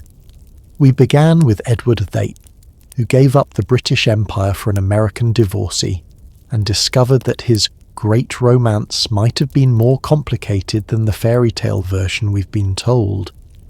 We travelled back to ancient Egypt, where Cleopatra used love as the ultimate weapon of war, seducing Julius Caesar and Mark Antony not just for passion, but for the survival of her kingdom. We witnessed Marie Antoinette's destruction by rumours and fake news that feel remarkably modern in their viciousness, proving that propaganda about royal love affairs has been toppling governments for centuries. We saw Henry VIII literally break Christianity in half because he couldn't get a divorce, creating a body count that would make modern dictators blush. From the mysterious death of Rasputin in frozen Russian rivers to Elizabeth III's brilliant manipulation of marriage negotiations, from Napoleon's heartbreak reshaping European warfare to Theodora's incredible rise from courtisan to empress, each story has shown us that when love meets absolute power, the consequences ripple through history in ways no one can predict. But here's what I find most fascinating about all these tales. They're not really about love at all. They're about power, identity, and the fundamental human struggle between who we want to be and who the world expects us to be. Every royal lover we've encountered tonight was trapped between their personal desires and the weight of history, between their individual humanity and their institutional role. Edward VIII chose love over empire, but was his choice romantic or selfish? Cleopatra used romance as statecraft, but was she brilliant or manipulative? Henry then claimed to be following his conscience, but was he devout or psychopathic? These questions don't have simple answers because human nature itself is complex and contradictory. What's remarkable is how these stories span over 2,000 years of human history, yet the fundamental conflicts remain exactly the same. Whether we're talking about a Roman empress in ancient Egypt or a Hollywood actress in modern Britain, the tensions between love and duty, between personal fulfillment and public responsibility, between individual choice and institutional expectation never really change. The media landscape has evolved dramatically, from whispered court gossip to pamphlets to newspapers to social media, but the underlying dynamics remain constant. Powerful people fall in love with inappropriate partners. Institutions try to control personal behavior for political reasons. The public becomes fascinated by the private lives of their leaders, and sometimes, very rarely, love actually wins. Perhaps the most profound lesson from our journey is how these royal romances serve as mirrors for their societies. The way each culture handled scandal, love, and institutional crisis tells us as much about their values and fears as their official histories do. The Byzantines rewarded Theodora's transformation, showing a society that valued merit over birth. The Tudors were terrified of religious division, making Henry's marital chaos a theological crisis. The modern British struggle with Meghan and Harry reveals deep tensions about race, tradition, and institutional change that Britain is still working to resolve. These stories also remind us that the people we consider historical giants were, fundamentally, just human beings dealing with the same emotions and conflicts we all face. They fell in love with the wrong people, made terrible decisions because of jealousy or heartbreak, chose passion over practicality, and paid prices for their choices that echo through centuries. But perhaps most importantly, these tales of royal romance show us that change is possible, even in the most rigid and traditional institutions. Theodora proved that someone from the absolute bottom of society could reach the very top. Elizabeth II demonstrated that a woman could rule alone in a world designed by and for men. The modern royals who've survived scandals have done so by adapting, evolving, and finding ways to honour both tradition and human dignity. As we think about these stories in our own time, when institutions everywhere are being challenged to become more inclusive, transparent, and responsive to human needs, the lessons from royal romance feel remarkably relevant. The tension between institutional stability and personal authenticity isn't just a royal problem. It's something every organisation, every family, and every individual grapples with. What can we learn from centuries of royal romantic disasters? Maybe that love is too powerful a force to be managed by laws and traditions alone. Maybe that institutions that refuse to adapt to human nature eventually face existential crises. Maybe that the cost of choosing duty over happiness, or happiness over duty, is almost always higher than anyone anticipates. But perhaps the most hopeful message from our journey is that love does sometimes triumph, not by destroying institutions but by transforming them. The royal families that have survived and thrived are those that found ways to honour both human emotion and public responsibility, that adapted their traditions to accommodate the full spectrum of human experience. I'm curious about your thoughts as we conclude this marathon exploration. Which of tonight's stories surprised you the most? Do you think modern society has gotten better at balancing personal happiness with public duty? Or are we still struggling with the same fundamental conflicts that destroyed ancient kingdoms? And here's a question that might keep you thinking long after tonight. If you had absolute power, would you choose love or duty when they came into conflict? It's easy to judge these historical figures from the comfort of our modern lives, but their dilemmas were real, their stakes were enormous, and their choices shaped the world we live in today. As we drift off to sleep tonight, let these stories remind us that every great historical moment was shaped by individual human beings making deeply personal choices about love, loyalty, and identity. The kingdoms may rise and fall, the empires may crumble to dust, but the human heart remains constant across centuries, passionate, stubborn, sometimes wise, often foolish, and always, always capable of changing the world in ways no one sees coming. Thank you for joining me on this incredible journey through love affairs that nearly destroyed kingdoms. Your attention and curiosity have made these ancient stories feel alive and relevant again. The tales we've shared tonight prove that history isn't just about dates and battles. It's about real people facing impossible choices, falling in love at the worst possible moments, and discovering that sometimes the most personal decisions have the most profound historical consequences. Sweet dreams, and remember, tomorrow night we'll explore an entirely new chapter of history's most fascinating secrets. Until then, let these stories of love, power, and human nature carry you into peaceful sleep, knowing that the greatest adventures are often found not in distant lands, but in the eternal complexities of the human heart.